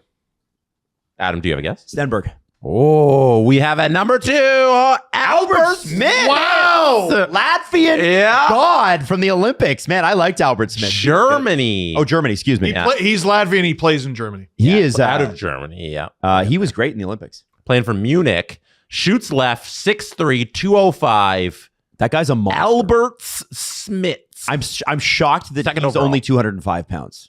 Like seeing him at the Olympics, he's a big boy. Like he's Do you monstrous. think this is what San Jose needs? Yeah. Yes. Yeah? Yes. Oh, 100%. A defenseman of any kind, pretty much. Yeah. Okay. They're going lefty defenseman San Jose at 2. Toronto went Chase Reed, D right-handed at 1. Number 3 is the Vancouver Canucks. Malhotra. Who do they go with? Malhotra. According to Corey Pronman.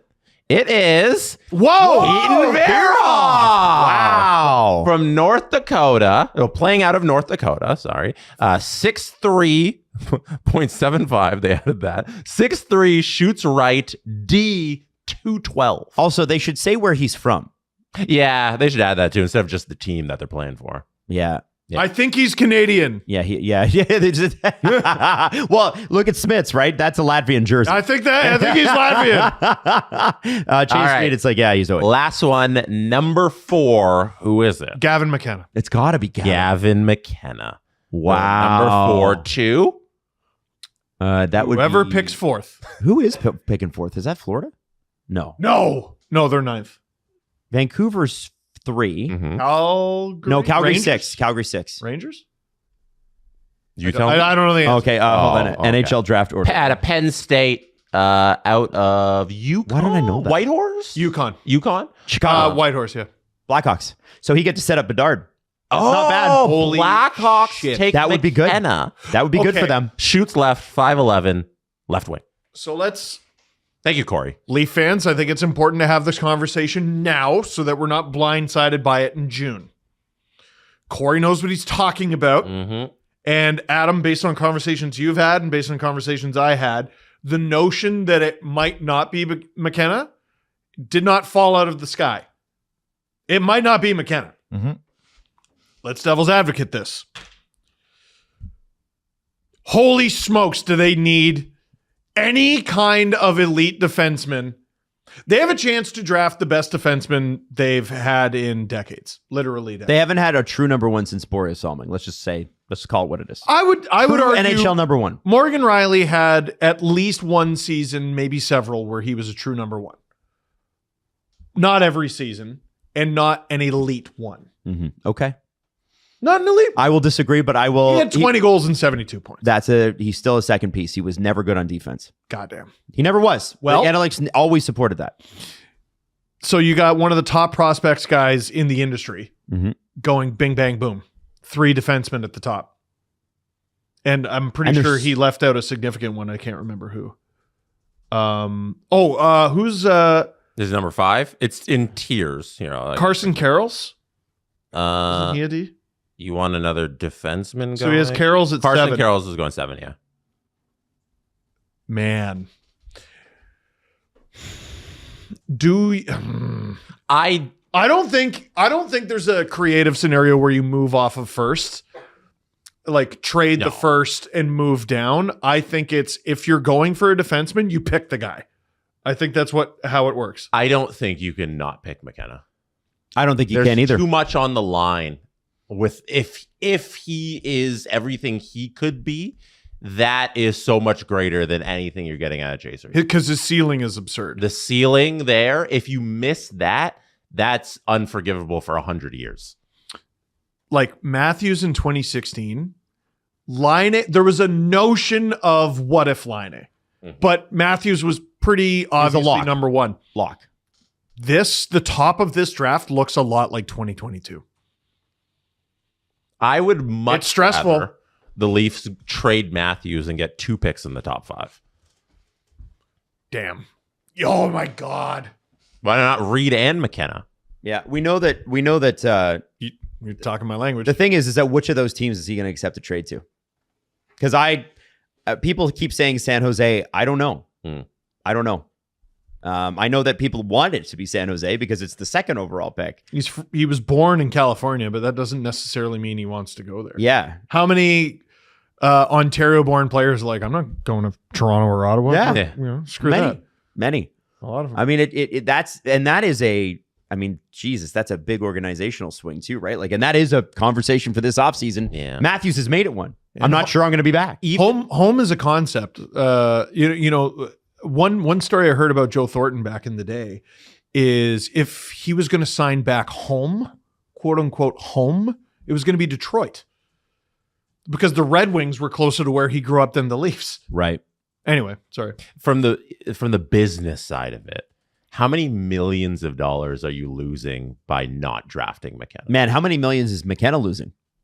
Well, I don't care. I care about the Leafs. Yeah. I mean, Yeah. Well, like all due respect, kid. Yeah. I'm thinking about from that perspective. you are. For them making that decision of taking him there, it's just not comparable. You look at something like Instagram followers. He's got 200,000 Instagram followers. You go to Chase Reed's Instagram, it's 6,000. Holy shit! These aren't comparable people. Wow. Not yet, anyway. Not yet, for sure. And that's something. Honestly, you guys will go, well, that's so stupid. Who cares? Whatever. It's like, no, that factors Yeah. in. Not listen. If Chase Reed was the clear cut winner, That gets fixed overnight, by the way. oh yeah, Chase Reed will have 2. If he gets drafted first overall here, he's going to be By the Leafs, yeah. But people are probably upset at me for bringing something like that up. But I'm telling you, the Rogers brass sitting there are considering that. The marketing of the person also plays into these organizations who are an entertainment product at the end of the day. And I'm going to, Leaf fans, this is important. This is important. You got to take a page out of Habs fans' books. No, shut up. Here, wait. Get over here. I was there.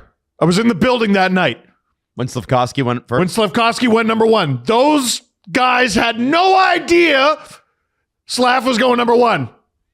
They all thought it was Shane Wright. There was a dude with a Habs Shane Wright jersey. There was. When the Habs picked Slav first, everyone went, oh, yeah! That's how you have to handle it. That's how you have to handle it. That's true. You can be mad on the inside. Don't let the hockey world know you're pissed. He's our guy. The hockey world wants you to be pissed. Whoever they pick, that's your guy. All right? Poker face. You figure it out. You yell at each other in a group chat or something. You don't let the public know that you're pissed. Now, Get Tingus Pingus. What the fuck did they do? This is the closest hockey's ever been to Tingus Pingus because there's a Latvian guy who Corey Pronman projects to go second overall. yeah. So here's where I would push back on the Chase Reed thing too. He's never heard of Lativia? The window. The window. If you're keeping Matthews and therefore keeping Nylander, because if Matthews goes, so then will Nylander. That's just, we know, just know that, okay? So that's, Nylander said, if we're rebuilding, I'm going to go, but I don't want to leave, okay? So if Matthews, let's say Matthews goes, hey, thanks for the plan and everything, but I still don't want to be here. Okay. All right. Well, now we can just go get the best player we think is available. But Chase Reed, look at Jackson Lacombe. The guy's like 25, and he's awesome, and he's amazing. That's 6 or 7 years of development. It takes time. It takes forever with defensemen. And I don't, with Simon Nemich's name out there, could you not McKenna this and then go try to go get Nemec?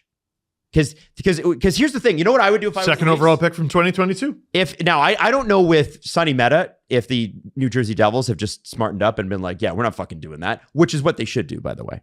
What are you fucking doing? Are you're gonna trade Simon Nemec? It doesn't make any sense to me. But even going and getting a guy like Dougie Hamilton, who probably you could get for cheap if you took the whole contract, and he would still be the best defenseman on the team and then make other moves. I think there are other things you can do to supplement this window.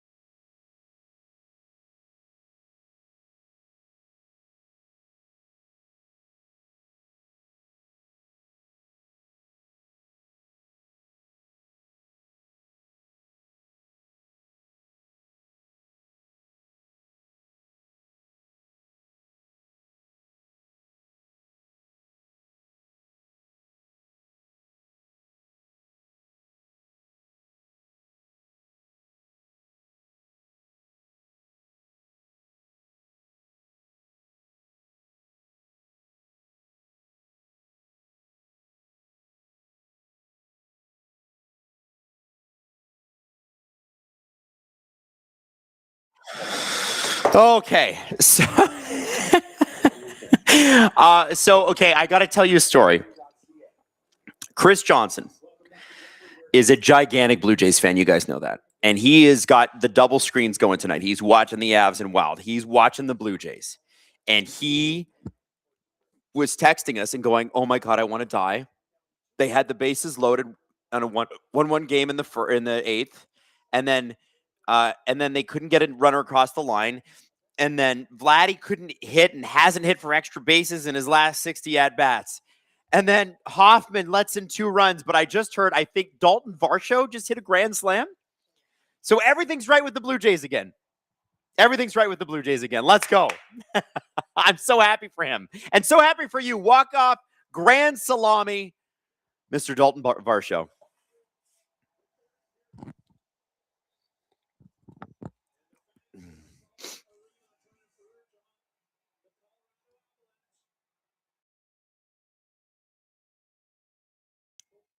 Maddie asked the chat who she thinks will score next. Okay. Give it to me, guys. What do we think? What do we think?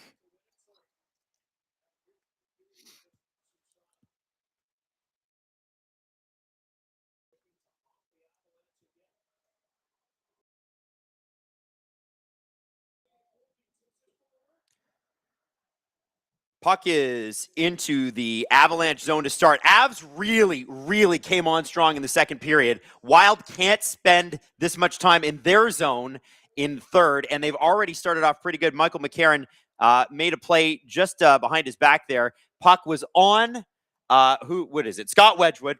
Mackenzie Blackwood started this game, allowed the 3 goals in the first period, and so he's been pulled. And Wedgwood has not allowed a single goal since. Although, to be honest with you, the Avs have done a pretty damn good job protecting him. Let's just call it what it is. So, I'm just going to tweet this thing out.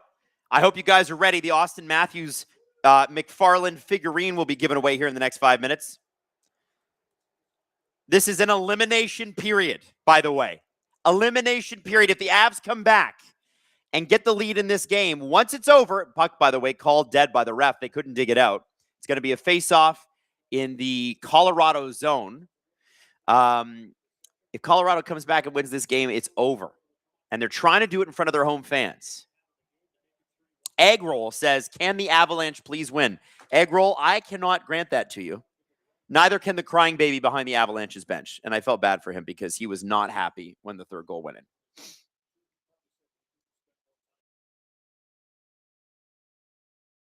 Puck goes behind the net. Makar takes his man down. Landeskog. Taves to McKinnon. McKinnon leaves for Nietzsche. Nietzsche has got room. He finds Landeskog. He's open. Hits the side of the net. Great play. Well executed all the way up the ice from the Avalanche.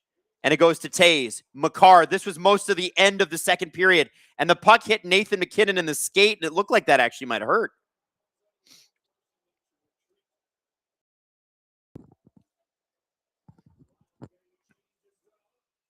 So Dalton Varsho, grand slam, Blue Jays win. Yay. What are we? We're 19-24 or something like that? We'll take it. We love it. Now, you get 18 minutes of the Avs and Minnesota with Minnesota on the brink. Puck's out front. Oh, and it was a good play. Brent Burns almost had one. Brent Burns then throws a massive hit on Tarasenko. Giggling Cat says, "I missed most of the first. Is the crying baby literal or a coach?" The crying baby is literal. There was a goal scored. I actually think that goal was the one that was called back. It was McCarron out of thin air. And anyway, long story short, I guess the booze from the crowd upset the baby, and the baby was very cute, and I felt bad for the baby. It was a literal baby. 7:42. Puck in the Avs zone. Face-off won by Hartman, but the Avs are able to get possession. Brent Burns fires the puck all the way down, and that is going to be an icing. Jeff Petrie was in a race for it, and he won.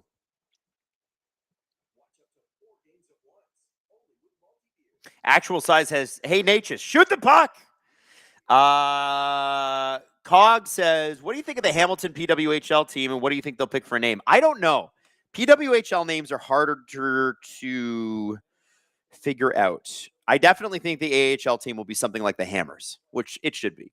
And I think I'm going to the AHL team launch next Thursday. So I'm going to find out in person. Tell you all about it. Shabadora says, you think Manny Malhotra will be hired by the Canucks or Leafs? I definitely think. Oh, up front. I mean, the Leafs have a history with Manny Malhotra. I wouldn't be against that. He was AHL Coach of the Year, but the Canucks already have Adam Foote. Like, I have to imagine that they're going to give him another shot, right? But here's the thing: the Canucks could draft Caleb Malhotra, and imagine they lose Manny like immediately. That'd be a bummer.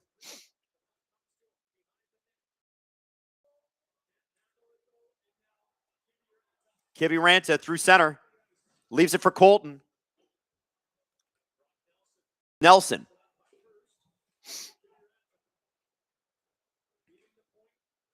Taze.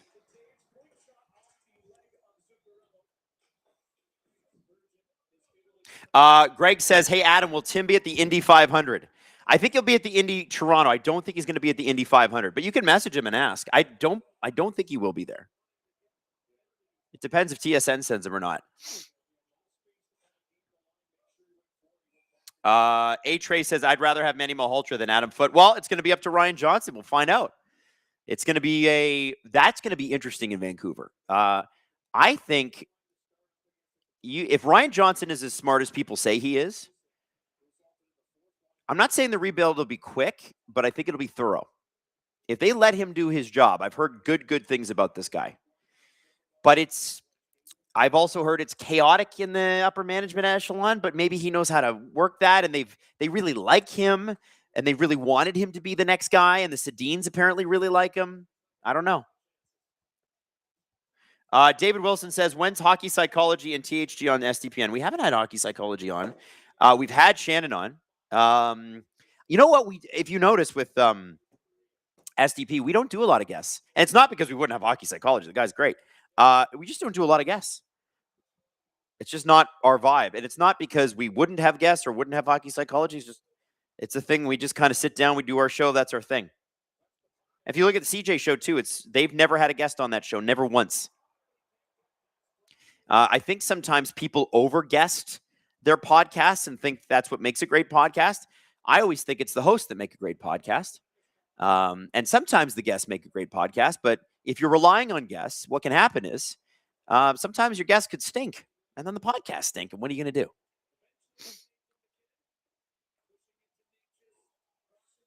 Natchez crosses the blue line. Puck intercepted by Foligno. And back in come the Avs. It's Landeskog. Minnesota a little under siege here again. Faber getting fat. Man, look at that forecheck by Landeskog, just causing issues for Brock Faber. Couldn't clear it. Nazem Kadri shoots. Oh, that was a knuckler.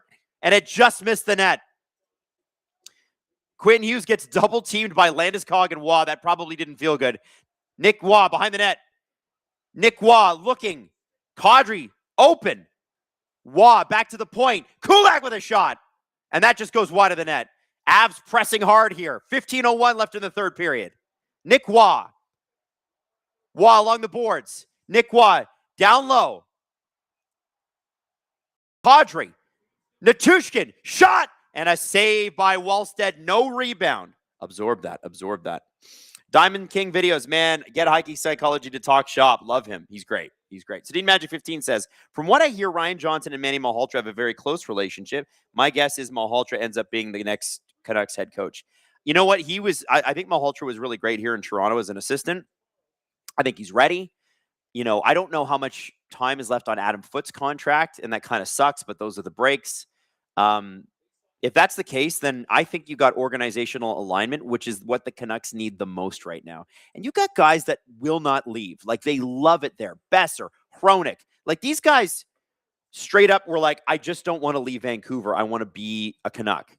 So it's not like it's a market that people don't want to play in or whatever. Like, all the shit they say about Toronto, no one says that about Vancouver. No one's like, oh, yeah, no, free agents won't sign there. maybe they'll do the tax thing or whatever, but when people go and they play in Vancouver, that's a beautiful city. It's an intense fan base, which is if you can handle the spotlight, what a great place to play. Phenomenal place. Steven Schiller, when will you lift the ban on and bring G-Bets on? Gary Bettman? I don't think Gary Bettman would ever make time for us.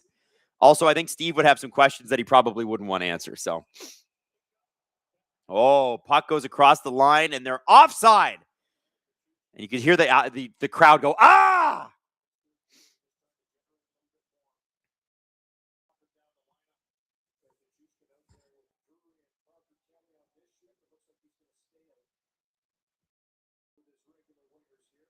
Steven Schiller, lift the ban on Gary, you cowards. That's funny. Jay Sarge said, you guys are a podcast I've stuck with for over a decade because the three of you are consistent in quality and entertainment. Well, I appreciate that. Thank you very much. That's one of the best compliments I think you could give me. And I think I have to hand that to Jesse and Steve, who are every day those guys show up ready. It doesn't matter what's going on. Doesn't matter how sick they are. Doesn't matter how little sleep they got. Every day they bring it. Every day. Every day. So, Damon Hunt behind the net. Hunt. Oh, Wallstead is down. The net is off. Did Wallstead just did someone run into? Oh, it looks like Natushkin.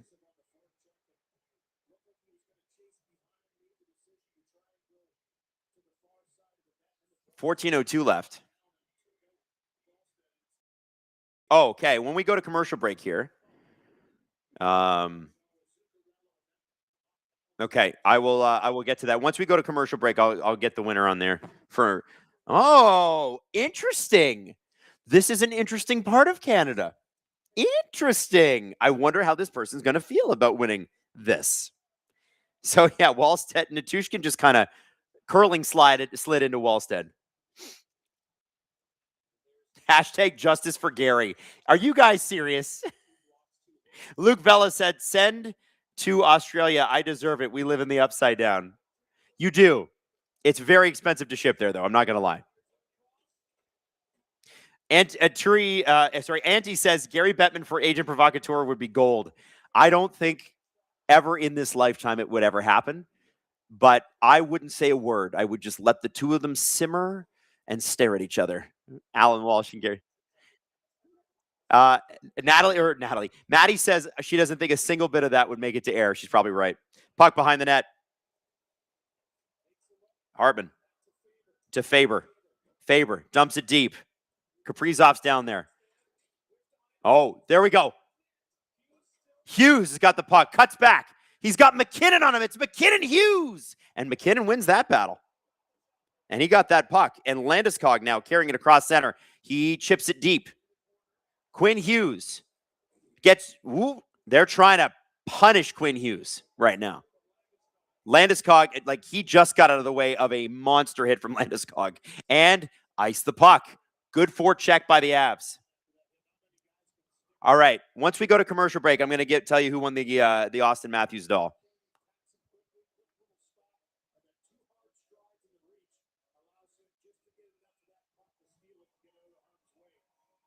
Nat Jones says, what about Colin Campbell? I didn't think so. Benjamin Johnson. Oh, there's the Toronto media censoring Gary and making him out to be the bad guy. You're right. It's us. Don't worry. I'll tell you who won the Austin Matthews trade in just a second. Brent Burns at the point. Shot. Oh, and it's another one that just looked like it could have gone in. Missed the net. Missed the net. Brent Burns is having a bit of a renaissance game tonight. He's been very good. Physical, and the puck goes into the benches. And are we going to a commercial break here finally? Yes, there it is. All right. Austin Matthews is going to be traded. As you guys all suspected this offseason, we are trading Austin Matthews to your house. And if your house is in Manitoba and your name is David David Halcrow from Manitoba. David, congratulations. You got yourself a Matthews McFarland toy. We're going to send it to your house. We've traded Austin Matthews to Manitoba, just as everybody suspected we would. So, David, if you're in the chat, Austin Matthews to the Jets. Am I right? Am I right? David? David? Say hi, David. If it's you, say hi, David. Where are you, David? Everybody's congratulating you. David, where are you? David! Wow. I still haven't seen David come up in the chat. But anyway, congratulations. David Howcroft of Manitoba. You're going to get yourself an Austin Matthews McFarland toy figurine. He has not made himself known yet. Sometimes people... Did he say sup? Oh, David Halcrow. Yes, David. The big winner, and he's still here. Steven Schiller says, I will congratulate David when you lift the ban on Gary Bettman. You guys are insane. It's not my ban to lift. Steve made the ban. I don't know if I can lift it. Steve made that ban years ago. He's like, no, we'll never have Gary on the podcast. And Jesse and I looked at him and we're like, I don't think Gary's coming whether we ban him or not. He's like, he's banned. No more. Because I think we'd run too many Gary Bettman clips and Steve was getting tired of us bringing up Gary Bettman on the pod. Anyway, congratulations, David. You're the big winner tonight, buddy. And remember to tune into every single stream. We're giving these away all the time. Sometimes it's jerseys. Sometimes it's clothes. Sometimes it's McFarland toys like that one. Wes Richard dropping 5 SDPN memberships. What's up, Wes? Okay. Avs win the faceoff draw, carrying it through center. Kadri. Nichushkin. Forecheck has been very intense by the Colorado Avalanche tonight. Nichushkin. Across the ice, it's Manson.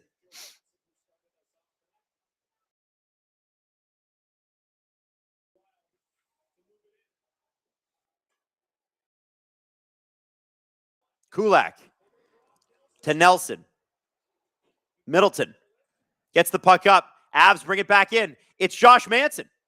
Josh Manson being Nathan McKinnon out there, but a lot bigger and meaner.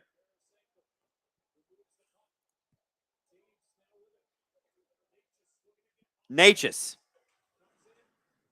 Oh my God, that is the most insane name of all time. JF, DF, JK, FJ, IFJ, 9255 just dropped an SDPN membership. And Zach plays Ann. Zach, who is a verified account. Hey, Zach, what's up, dude? Oh! Zach, you got yourself a VIP membership, and Zach's got a verified account. Let's click on Zach's profile. Zach plays Ann.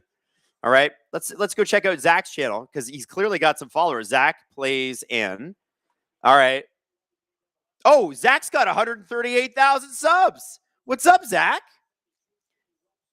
Well, congratulations, Zach. You got yourself a VIP membership. And Zach plays Minecraft, by the way. Zach does Minecraft videos and does really well, actually. You did, Zach. Good work, buddy. Well done. 138,000 subs is so hard to get to. Like, I know we just barely got there a couple years ago. It took us 10 years. It's so hard. So hard. Man, Benjamin Johnson, next person at the SDPN event has got to say, we want Gary and start a chant. Stop it. 11:01 left in the third period. Avalanche pressing. Wylde at least holding the line. It was a great first period from the Wylde. It was not a great first period from the Avs, but they got it back in the second period. Got a goal. Brent Burns took a shot. Parker Kelly was able to tip it. And that's all they've been able to get. However, they have been pressing and pressing and pressing. You just get the sense. R. Bruce dropping an SDPN membership. Brandon Stoddard, you got that SDPN membership. Be sure to thank R. Bruce. Parker Kelly chips the puck in. I like these. Like, we're just, you know what? I'm just going to sprinkle in a membership in there. Burns tried to make a stretch pass. It was missed by Joel Kiviranta. And shot is over the glass and out. Brandon says, is Gary Bettman afraid of Steve? People are talking. I somehow doubt he would be. I don't know that Gary's afraid of anyone other than his own bosses, which are the owners.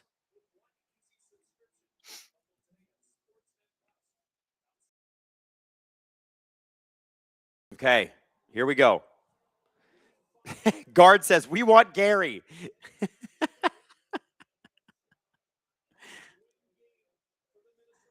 Flathead Warrior. Welcome to SDP VIP. What a picture, by the way. That is quite the picture. Guard says, Adam, speaking of live events, when is the next one? Oh, and Makar got reversed hit, and he's holding his shoulder. He dropped his stick. Is Cale Makar hurt? He was grabbing his arm or his shoulder. Oh, and Zuccarello just got crushed from behind. No penalty on that. So Cale Makar has left the bench. He's going to the dressing room. Uh-oh. That's also, by the way, who out? Malinsky's out, and so is Arturi Lehkonen.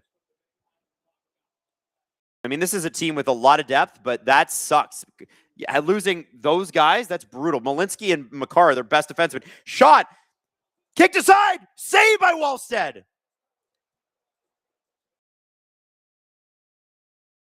So apparently Makar was hurt earlier in the season, according to the chat, and got hurt re-hurt, I guess, in game 1 of this series. I don't know. He's looked good, but has he looked Quinn Hughes dominant? No, I would say that.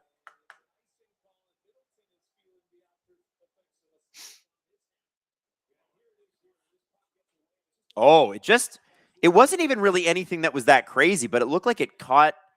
Maybe he's got an elbow problem. I initially thought, I'm like, oh no, he doesn't have like a separated shoulder, does he? Canadian Moose Plays says, thanks so much for the gifted membership. Oof. Auntie says he's been nursing his shoulder all game. I wonder if he separated it.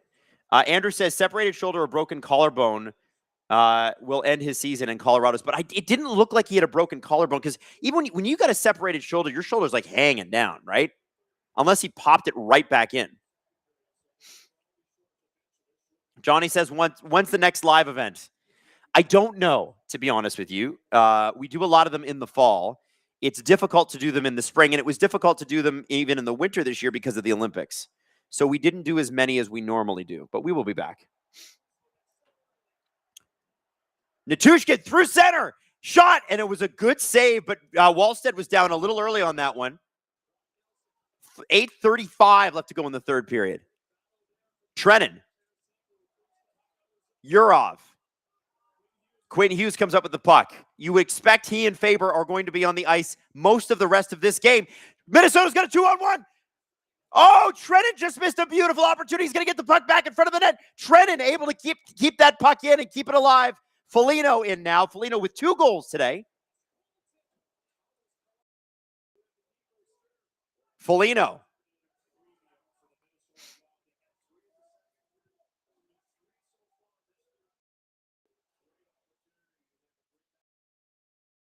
$7:55 to go in the third. Foligno. Back to the point. Oh. Kelly was after that one. And he's got it again behind the net. Game is open, like wide open. 7:35 to go in the third. Avs looking for that goal that brings them within 1 so they can pull the goalie and get the tie, get to overtime. Minnesota looking for goal number 4 to put this game out of reach. Eggroll says someone surely has to score here soon, right? I mean, the way this game's going, it's opening up. This is a coach's nightmare, but the Avs do kind of have to score. Zuccarello trying to get that puck in, but the Avs double team him. Josh Manson's able to clear it out, but Zuccarello gets it right back, fans the puck. It's against the Avs bench, and the door was open. Both doors were open. That could have been dangerous.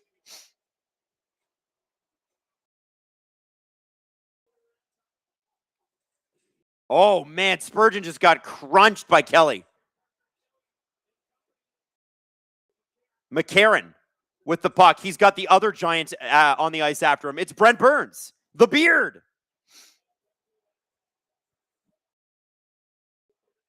McCarron. Zamboni driver says the $2 stove in me says 7 games. I know it feels like that, doesn't it? This series, you know what? We deserve 7 games from this series. Boldy with the shot and a good save by Wedgwood, not Blackwood. Blackwood started the game. Wedgwood has been in the game since. Sarge says shoulder separation can suck because sometimes the bone reforms in the dislocated position, making it much harder to put back into place. Ooh. That sounds awful. I bet it reforms quickly too. Adam. Phallus. I hope it's not phallus. Phallus. Adam, what changes do you need to see from Leafs management in order to buy a Shakeinator? Listen, I'm rooting for John Shake. I'm rooting for Matt Sundin. I believe they can make smart decisions. Today they made a good one. It's not that I don't like Craig Berube, the guy. Steve and Jesse would be rolling their eyes at me right now, but it was the right deal to fire the coach. What I want to know, and what John Shaika completely would not answer in the press conference, and I thought this was really interesting, is what are the Leafs trying to be? What's your brand, right? You watch the Minnesota Wild, mobile defense, strong on the wings. You watch the Colorado Avalanche, the best center depth in the league, the best defenseman in the league, the best defense pairing in the league, 2 great goalies. You watch the Carolina Hurricanes. If they get a lead on you, you're not going to get shit on them. They are going to suffocate you. You know what I'm talking about? Teams that have a brand. I know when I play this team, it means this, and this is how they win. I don't know what the Leafs are. You know, during the Dubas era, it was supposed to be fun, run and gun, and it didn't really work in the playoffs because they were not tough enough. Then under Brad Treliving, we need a little more snot, and then they just became slower and older, and there was no snot. I need to see what are you attempting to be? And they were brandless this year. They were like, you kind of look at them and you go, what are you? And when you watch hockey and the team via their play on the ice can't tell you what they are, then they're going to lose a lot of games. And this is what I'm saying. So this is where Makar really just sort of gets bumped a weird way, but that was enough to have him leave. He's been nursing some sort of shoulder or arm thing. Jay Sarge says, I get why you always say someone is at least a good person. It does make a difference. It does. It makes it harder. Makes it harder to fire them. I think Berube is probably one of the most affable people that's ever been Leafs head coach, and he had the temperament to handle the media and the spotlight and everything. Just didn't work. Type of hockey he likes to play didn't work. Rene said the coach dictates the identity with the players they have. And Shaika alluded to that. And they're going to, I think the coach that they hire will have a lot to say about, it will have a lot to say to us about what kind of team they're going to try to be. But they got to win. Kulak at the point, waiting, shooting. Marcus Johansson is able to block that. And it is back down the ice. Josh Manson back to collected. 5:45 to go in the third. And this is where time becomes a problem. McKinnon. After it. Ooh, Zuccarello. Kaprizov. To Taze.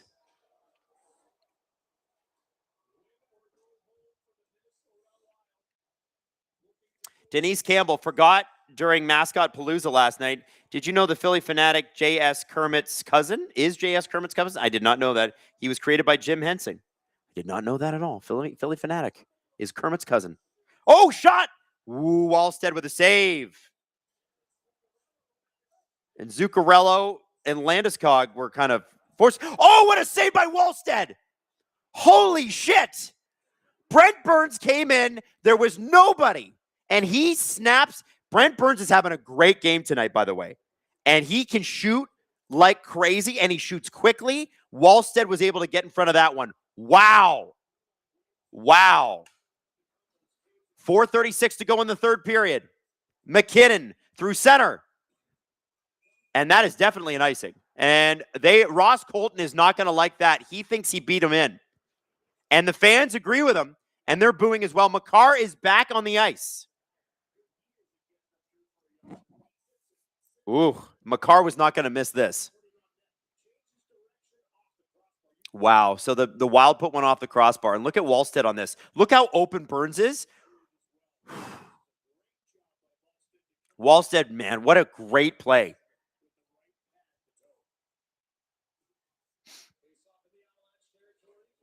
Quinn Hughes. Tarasenko. To the point. Faber with a shot. Hughes. Trennan. Okay, now the Avs are going to get this one. They're going to flip it high. It's Makar to center. Colton after it. Faber puts it behind him. Back come the Wild. Sturm puts it deep. 4 minutes left in the game. 3-1 Minnesota. Kulak to Makar. Brock Nelson all alone in the Wild zone. Kulak at the point. He's got room. Manson with a shot, and that goes off of Foligno. Foligno, who's got 2 goals tonight and a big block off of Manson. Now, that was an icing, and so the puck is going to go all the way back down to the Wild zone for a major face-off for both teams. Wow. Look at Nick Foligno, man. Good deadline pickup, man. Good deadline pickup. 2 goals tonight. That's what you did. The price that you paid for him, he was worth it. Hartman versus Drury for this face-off. They need a change here, the Minnesota Wild do. Kulak at the point.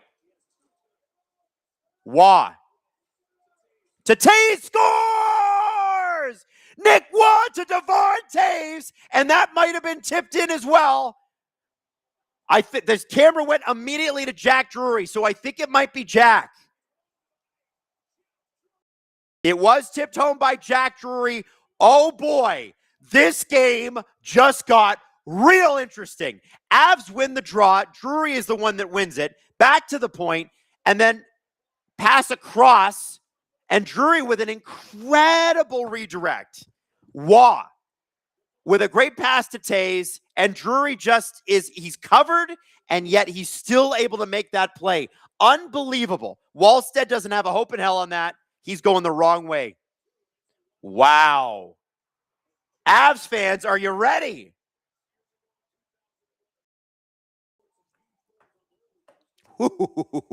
Giggling Cat says nope. Wow. Wow. All right, let's go. 3 minutes and 33 seconds. Can the Minnesota Wild hang on, keep their season alive? Nichushkin tripped up at the line, no call. Brent Burns, who's having a great game tonight as well, to Manson. That's a hard-hitting duo. Quinn Hughes, he's been targeted for the forecheck all night long, still out there playing.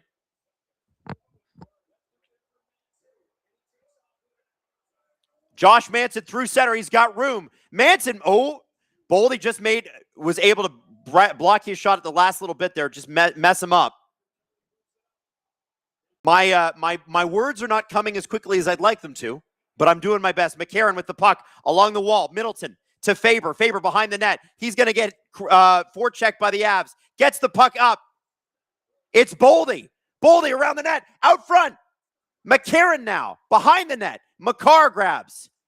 And out come the Avalanche. 2:33 left to go in this period. And potentially in this game. Nate just across the ice. And we got a falling Colorado Avalanche. And then we got an Av hit in the face with a stick. Will there be a penalty? There's booing. McKinnon. He's got room. Shot. And what a save by Wallstead. No rebound. 2:15 to go. Avs fans are booing. Spurgeon dumps the puck in. From center. No icing. Taves collects. Gets the puck to Landeskog. Landeskog floats one in. Shot on the ice. Now we got the extra man. It is 6-on-5. Colorado pressing, trying to get that tying goal in front of their home fans. Remember, this is a game of elimination for the Minnesota Wild. They have to hang on for just over 1:40. Landeskog to Kadri to Burns. Shot, and that goes wide. Necas behind the net to Landeskog. Landeskog to Kadri, looking for a passing lane. He gets it to Burns. Necas at the top of the center, top of the ice. McKinnon scores! Nathan McKinnon scores! Nathan McKinnon with 83 seconds to go. The Colorado Avalanche have tied this game up. Unbelievable scenes. Bedlam in Denver. Bedlam in Denver. Unreal. Nathan McKinnon cannot be stopped ever. The angriest man on the ice was happy for about 2 seconds. He's probably pissed off again. Let's be honest. I think we're going to overtime, kids. We went to overtime last night. What a comeback by the Colorado Avalanche. 7 minutes to go in the third period, and they were down 3-1. The Avs kept pressing and pressing. Wallstead did the best he could. Look at this shot. Short side, top corner, Nathan mother effing McKinnon. God damn, that's a good goal. Look at that thing.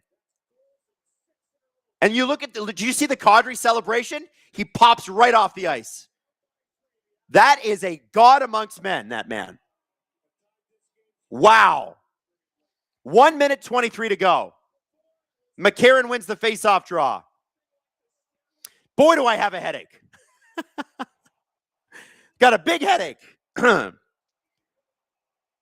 And here come the Wild. They're going to press Kaprizov with 1:08 to go. Try to create something up front for McCarron.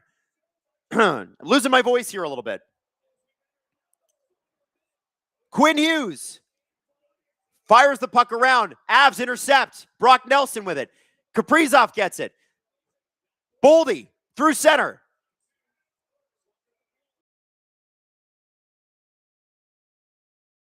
Emo Jalapeno says she's shitting her pants. This is a pants shitting time. Maddie, you got to update the score too. Avs fans are really upset with you right now. They're really mad. They're like, hey, wait a second. As if our scoreboard has anything to do with the game. But you're like, you better be right about this. Avs fans are just testosterone to the gills right now. 40. Yeah. Maddie said I have a lot of estrogen. I can't relate. 47 seconds to go in the third.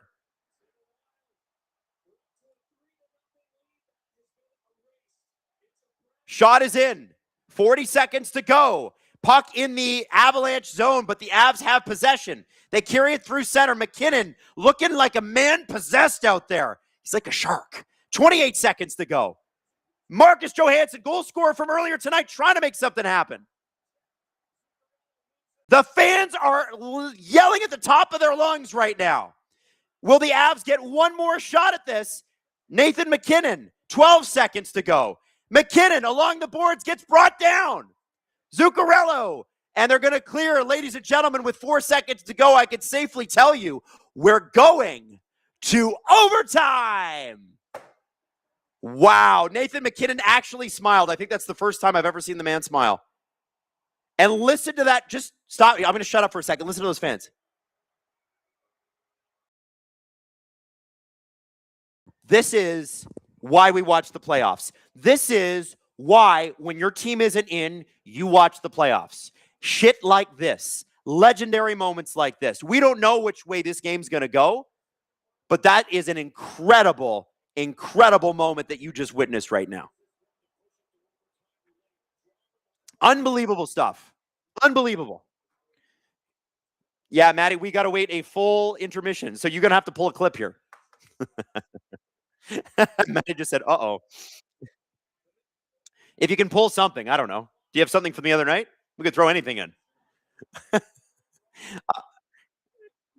Blue Lion says Wallstead, more like Holstead. Wow. Wow, wow, wow. Okay. Yeah, you can throw that up again. That's okay. Some people will have seen it before. Some people not. We got a lot of new listeners in, a lot of new viewers. Shout out to everybody who's joining us for the end of this game. What a day. What a night. What a game. Nathan McKinnon tying it up with 83 seconds to go. And he shot it short side, top Cheddar. Are you kidding me? That's one of the most accurate shots you've ever seen. And the puck was doing a little of this too. A little of the UFO. Unbelievable stuff. Unbelievable stuff. Let me just say this. I've always said to Drew, my favorite player not in a Leafs jersey is Nathan McKinnon. That's why. He is nails. When the game is on the line, they always talk about basketball, like who you giving the ball to. Yeah, the puck went to Nate. Of course it fucking went to Nate. Of course it did. Sadine Magic 15 said, poor Hayden must be curled up in a fetal position somewhere. Yes, probably. Emo Jalapeno said, I need new pants. Denise Campbell says, now where was that in Italy? Yes, I'm bitter. Listen, we got to let Italy go. It didn't happen. But there's always next time. And Riddick said, first smile since the stuffed doll incident? I think so. Nathan McKinnon has been a man, I don't even want to call him possessed. He's just been pissed since the gold medal game in Italy. And boy, does he want a cup. Man, I don't know if you guys saw after, if you remember anyway, you probably saw it, his interview after the Avalanche lost to the Stars in 7 games last year. The man was so dejected. He was just like, I don't even know what we're going to do. But what you're going to do, Nate, is you're going to come back next year. You're going to be an absolute all-star again. And I'm sure Nate McKinnon from that day, looking at Nate McKinnon from today, would be like, okay, we're doing good. Now, on the Wild side, there have been points in this game where they absolutely dominated the Avalanche. The problem for the Wild is they're going to have to be perfect. They are going to have to be their absolute 10 out of 10 best. Remember, they're missing 2 of their best players, Jonas Brodin, Joel Eriksson-Ek.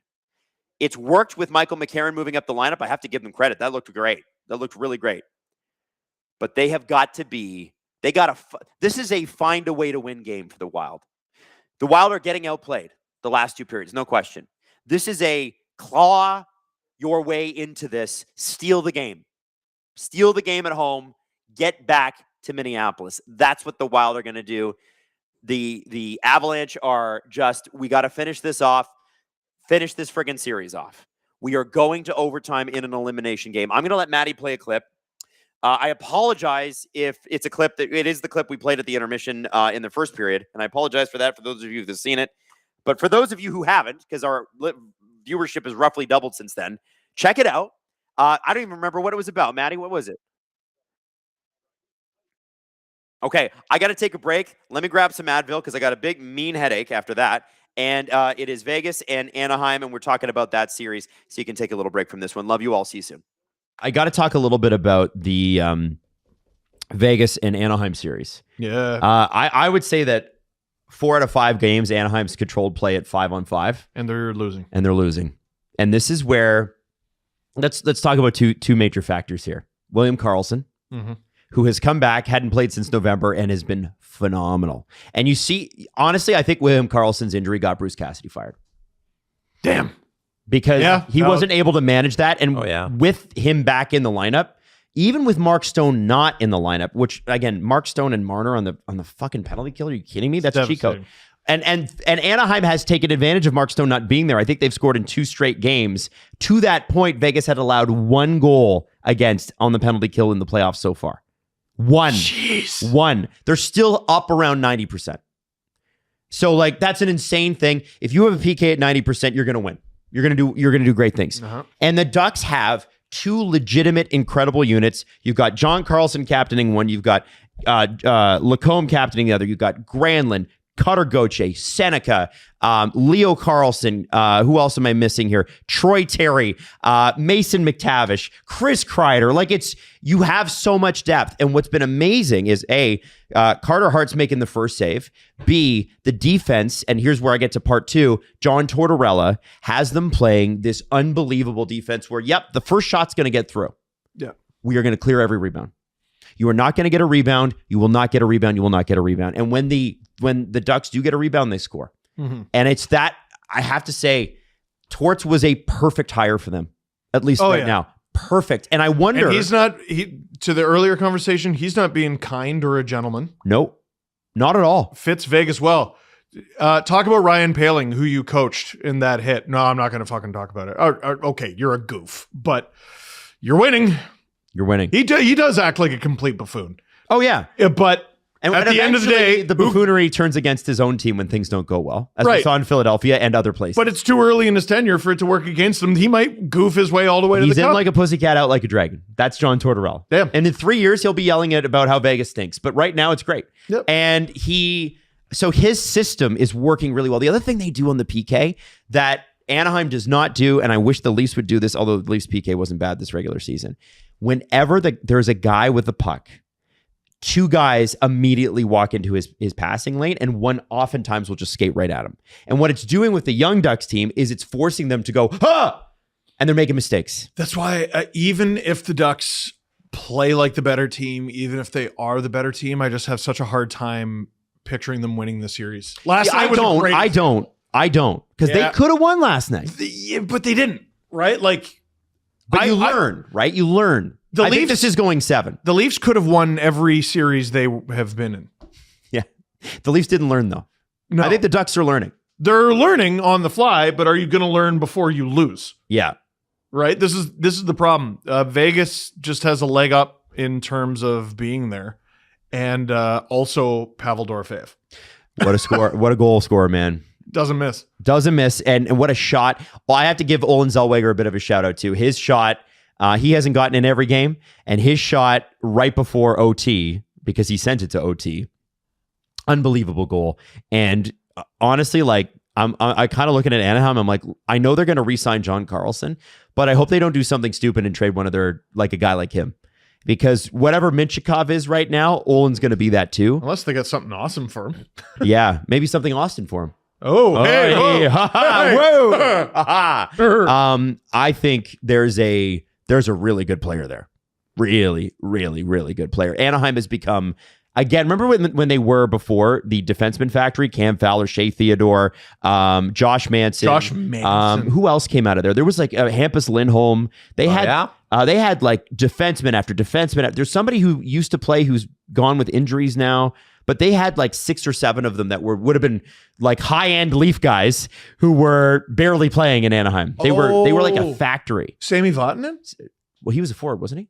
Nope. Oh no, Vatanen's probably one of them then. Yeah. Yeah, I don't even know. They had so many guys. Now Jesse's going to bring up this hit. Mm-hmm. And let's have a look at it. So this is the McNabb on Paling hit. Just to let everybody know and spoil the surprise, this leads to a 5-minute major, but there was some discussion on the broadcast about it. Jesse, you want to go ahead? All right, so you're going to see Brady McNabb coming here to hit Paling. The puck is leaving as Paling is passing it back. Vegas steals it there. They win that scrum, and the puck is now nowhere near Paling in terms of like him playing it. He's looking at it, and Brady McNabb continues to go at him as he is right up against the boards, and he checks him real hard, full body. Puck is long gone, and McNabb goes right into Paling. Paling hits his head. You'll see it on this angle here. Smacks it against the boards. Body check. He hits his head hard into the boards because of the force of this check. We'll get to it right here. There it is. Bang. His head's going up against the glass there. And this leads to Paling being down on the ground. He has to get helped off the ice. As Adam said, McNabb is assessed a 5-minute major penalty. Anaheim scores on the first half of the 5 minutes, and he also gets a game misconduct, and he is kicked out of the game. Wonder if he gets suspended. I don't think so. Maybe they. I do think he's going to get a game here. You think he's going to game? He has a hearing with the Department of Player Safety today. Wow. So I think he's going to get a game. Important to note, he was gliding in. He was not pumping his feet. So it's not a charge, right? Like that's for anybody that's listening to this and is not seeing this and maybe missed the play, he is top speed, but he's not 1, 2, 3 on the chop thing. It's interference. The rule is, and there was some debate, and this is where I'm like, so the ESPN broadcast, and like I heard our buddy Sid sort of torched them the other day, and I don't want to be too hard on this, but sometimes I'm like, guys, come on. So they go to so Bucci-Gross and Weeks are both like, well, it's a clean hit. Yeah, and I'm like, the puck is it's interference. The puck's 2 meters away, like, so it's not clean. Yeah, instantly it's a 2-minute. But it's I got the rule. Don't worry. So the rule Why is, do we always have to fucking say that? Rule 56.5 dictates that when a major penalty is imposed for interference infraction that results in an injury to an opponent, the game misconduct penalty must also be assessed. Yes. So I did not know this. I didn't either. Until this happened and he got the major penalty, because I was like, okay, it's interference. I get it being a major, if you want to call it excessive force or anything. But the referee, based on his discretion, is allowed to award the game misconduct based on how much the other player is injured. Yes. That is a thing that I am now aware of. But yeah, Paling being down on the ice for that long is why McNabb gets that game. And he tried to get up, and it was scary. Yeah, my guess is he doesn't play again minimum this series. Yeah, and that's a big loss for them. He's been great. I was actually looking it up because I was going to call McNabb a predatory player. I looked it up. He hasn't been suspended in his NHL career, which I was surprised by. I have a bias against Braden McNabb because I will never, ever forget the silence inside the building, the Hershey Center, during the 2011 Memorial Cup. He ended Joey Hishin's career during the Memorial Cup. Joey Hishin was a first-round pick of the Colorado Avalanche. He ended his career. Wow. He ended up coming back. He played a few professional seasons. He might have even had a brief cup of coffee in the NHL, but Was never the same. he was projected to be a very special player. How did the Owen Sound attack keep coming up today? But he was projected to be a very special player, and he absolutely laid him the fuck out right at center ice in the Mem Cup. And he's a 35-year-old man, so it's different. So you don't need to look at two hits nearly 2 decades apart and be like, this is who he is forever and ever. But this is a bad hit. It is. And the thing now that the issue presents for the Ducks is who you've got Tim Washi moving up, who has been really good on the fourth line. So that takes away from the fourth line. Who comes in and plays center? Do you put McTavish there? Yes, that's what I do. McTavish can... And then you get Jensen Harkins in, I guess, on the fourth line, move VL up or something like that. Like, I'm just trying to figure this out. No, I think you plug and play. What? You don't screw up a good thing. Okay, so leave the fourth line. I think you plug and play. So do you put Harkins on the third line then? What's the fourth line right now? So it was Ross Johnson, VL, and sometimes it's been Moore as well. Right, because they've been cycling guys in. Moore can go back and forth. Let me just pull it up. You take one of the cycle guys, you put them on the third line, leave the fourth line as it is. Because you do have the defense depth to take Ian Moore and put him back on forward, right? Last night when they went into the game, it was VL, Washi, Ross Johnston. And so Ross Johnston's been fine, but if you're going to bring in, like, you've got other defensemen you can use, right? They are deep on defense. If you feel comfortable, I would move McTavish over. Do you move? You don't move. So do you put Harkins there? Do you put Johnson there? Well, let me ask this, Adam. They have enough defensemen. Do you go 11-7? I mean, you could. You totally could. I think so. I just want to know how they would manage that. And it didn't. It's game 5. They ride your ponies, man. They put a great game together after the Paling injury. Yeah. Or no, sorry, they're heading into game 6. But you've got ride your ponies. Hines. So if you're you've actually got some good defensemen back there. Okay, so you got Harkins, Vetrano's available. Guys, you ready? Are you ready for some mother effing playoff OT? Jesse's already got it started in the chat. Who are we calling to score the OT winner? Give it to me now. Give it to me, baby. Who's scoring? Okay, I'm going to say, I'm going stars. I'm going all stars for this one. Kaprizov, Minnesota, McKinnon, Avalanche. I think it's got to be a big name that ends this. We've seen depth goals all game. Marcus Johansson, not really a depth guy, top 6 guy, and 2 from Foligno. We've seen, was it Jack Drury score? We've seen, we need to see, and Nathan McKinnon obviously scored too. I want to see stars, baby.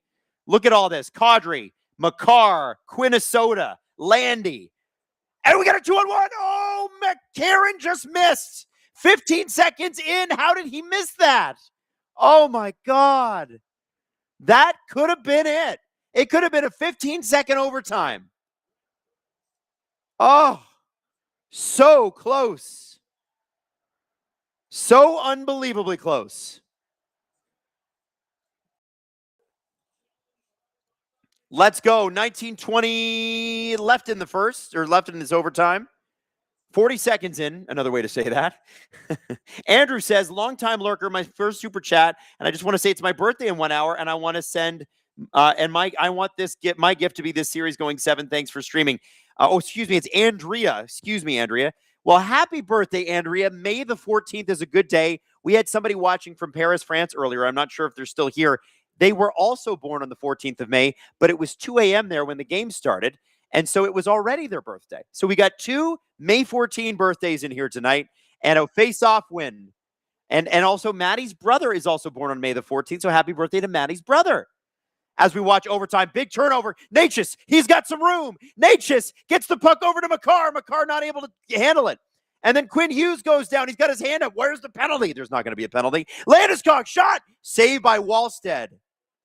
Oh, this is already exciting. We are 70 seconds into this overtime, and we already got some pretty great opportunities at both ends. Taze. McKinnon. I bet the Avs are going, can we just keep this line up there? Oh, my God, McKinnon. Oh, McKinnon had a beautiful opportunity on the backhand, and I think Wallstead got that at the last second. Playoff hockey, kids. Catch the feeling. This is crazy. And an icing for the Minnesota Wild. And they are not going to be able to change. Oh, boy. Michael McCarron. They got to show this replay. How did Michael McCarron fan on this? This was it. This was it. Okay, so they're showing McKinnon here. First off, McKinnon, I hope they show that, yeah, this is the backhand. What happens here? Wallstead, man. The Great Wall of St. Paul. They did not show the McCarron thing. I wish they had. Boldy, Johansson, McCarron, Faber, and Hughes have all been on since the start of overtime. That's 1:40 for all of them. They got to get a change in here. Oh, Ross Colton. Shot! Oh, and that just misses the net. And that puck's going to skirt out past the blue line. Remember, this is OT, so it is a long change. Both teams are going to have a hard time. If you're pinned in your zone, it's harder to change. Boldy on the blue line. Kulak across the red line. Kulak across the blue line, gains zone. O'Connor with a shot, and that is going to go up into the crowd. 17:49 left to go in overtime. The Colorado Avalanche in the third pulled way ahead in shots, 30-20, I believe, when it was all said and done, or maybe 29-20. It's now 31-20, and yes, the Minnesota Wild should have had a shot in this period, but McCarron just missed it. Just missed it. Craig, not Greg, says, I am vibrating. If you're watching this, even if you don't have a dog in the fight, Landeskog with a shot, and that's blocked by Middleton. Yeah, if you're watching this and you're not vibrating, it doesn't even matter if your team's playing. It does not matter. This is crazy overtime hockey.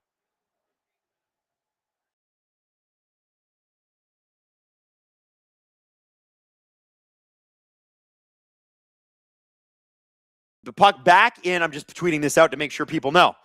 Kaprizov with the puck at the red line. Chips it up. Hartman and Zuccarello giving chase. Hartman, I think, hit Cale Makar. And Makar's okay. Hartman leaves it for Quinn Hughes. Quinn Hughes has got room. He cuts back. He's got Makar on him. Quinn Hughes across the blue line to Faber. Faber with a shot. And that's blocked. Parker Kelly to Nathan McKinnon. Oh, McKinnon slams his stick on the ice. He knows he had a great opportunity there. Just couldn't receive the pass. Tarasenko, stretch pass. Josh Manson. Manson up the boards. And this might be icing. Yep. And it's Middleton that collects it. McKinnon is pissed. I mean, when's he not pissed? It's like, well, McKinnon's pissed. Okay, so it's a day that ends in Y.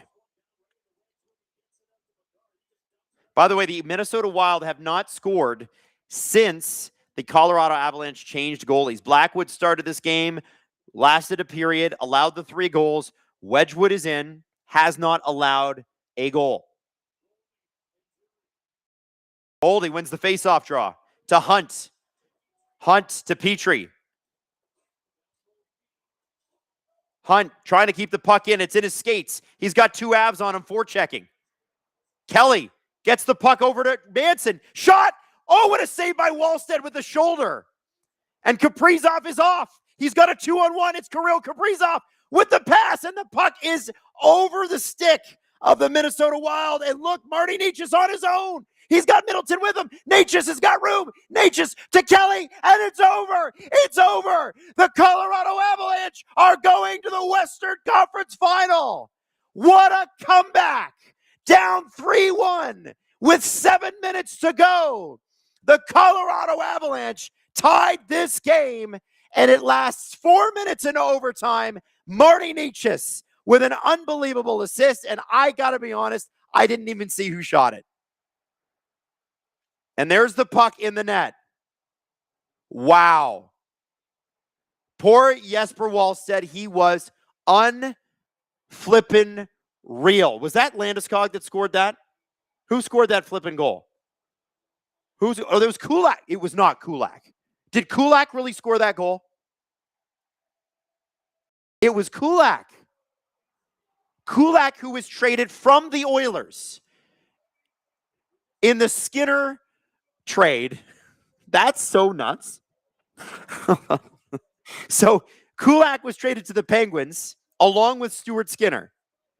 He has been to 2 straight Stanley Cup finals. He was then traded for Sam Girard to the Avalanche. Look at this feed, and Kulak finds the back of the net. The defensive defenseman, Brett, anybody in the chat say Brett Kulak was going to score? Did anybody call Brett Kulak? Oh, Jesper Wallstedt. Heartbreaking. He was unbelievable in this series. Giggling Cat dropping a $20 super chat. Thank you, Giggling Cat, and said, epic fail. It's a very sad hippopotamus. Oh, Jesper Wallstedt. You got to feel bad for him. 2 big goals by Nick Foligno, and it just didn't happen for them. Nathan McKinnon with the biggest goal of the night. I know it wasn't the game winner, but let's be honest. That tie goal with less than 2 minutes to go was enormous. What a last game of this series. It's just a shame that it's over. I'm sad because this was fun. Jesse says, Minnesota Bluet. You can't say that out loud, Jesse. And Minnesota Bluet. I think it looks better when written down. I am surprised that Kaprizov didn't shoot at the end there. Sedin Magic 15, hard to believe the Wild wanted to trade Wallstedt this season. I know, good thing they didn't. Brett Kulak. How do you feel the city of Edmonton feels right now? Listen, I'm allowed to ask that question if you guys keep asking about Marner. I'm kidding. It's a little different. Wow. This is a look at that. I don't know if Paul Maurice is watching right now, but the coaching staff are actually shaking hands with the players. Paul Maurice is punching air right now. He's so upset. Giggling Cat says, game over. ABCDE says, controversial no goal really was the difference. In real time, no one could react to intentionally put it in, but the NHL's princess must move on. Oh, wow. That's a salty, salty super chat. That will be debated. I'd like to know what the rule actually says on that with McCarron, because it wasn't intentional, but his arm was moving, and he did direct it in. And Nathan McKinnon is smiling again. That'll last for maybe 10, 15 minutes max. Wow. I got to tell you, as a guy who picked the Colorado Avalanche to go to the Stanley Cup Finals and win this year, even though I didn't pick them in this series, sorry. Feeling pretty good about that pick right now. And the Avs salute their fans. They do it at home in Denver. Think about this. Idiots like me, were like, I don't know about that Rantanen trade, man. Maybe you should have held on to that guy. He's pretty good. And he was great last year in the playoffs. Now, he was injured going into this year's playoffs. Still played, but not the same. Marty Necas and Jack Drury.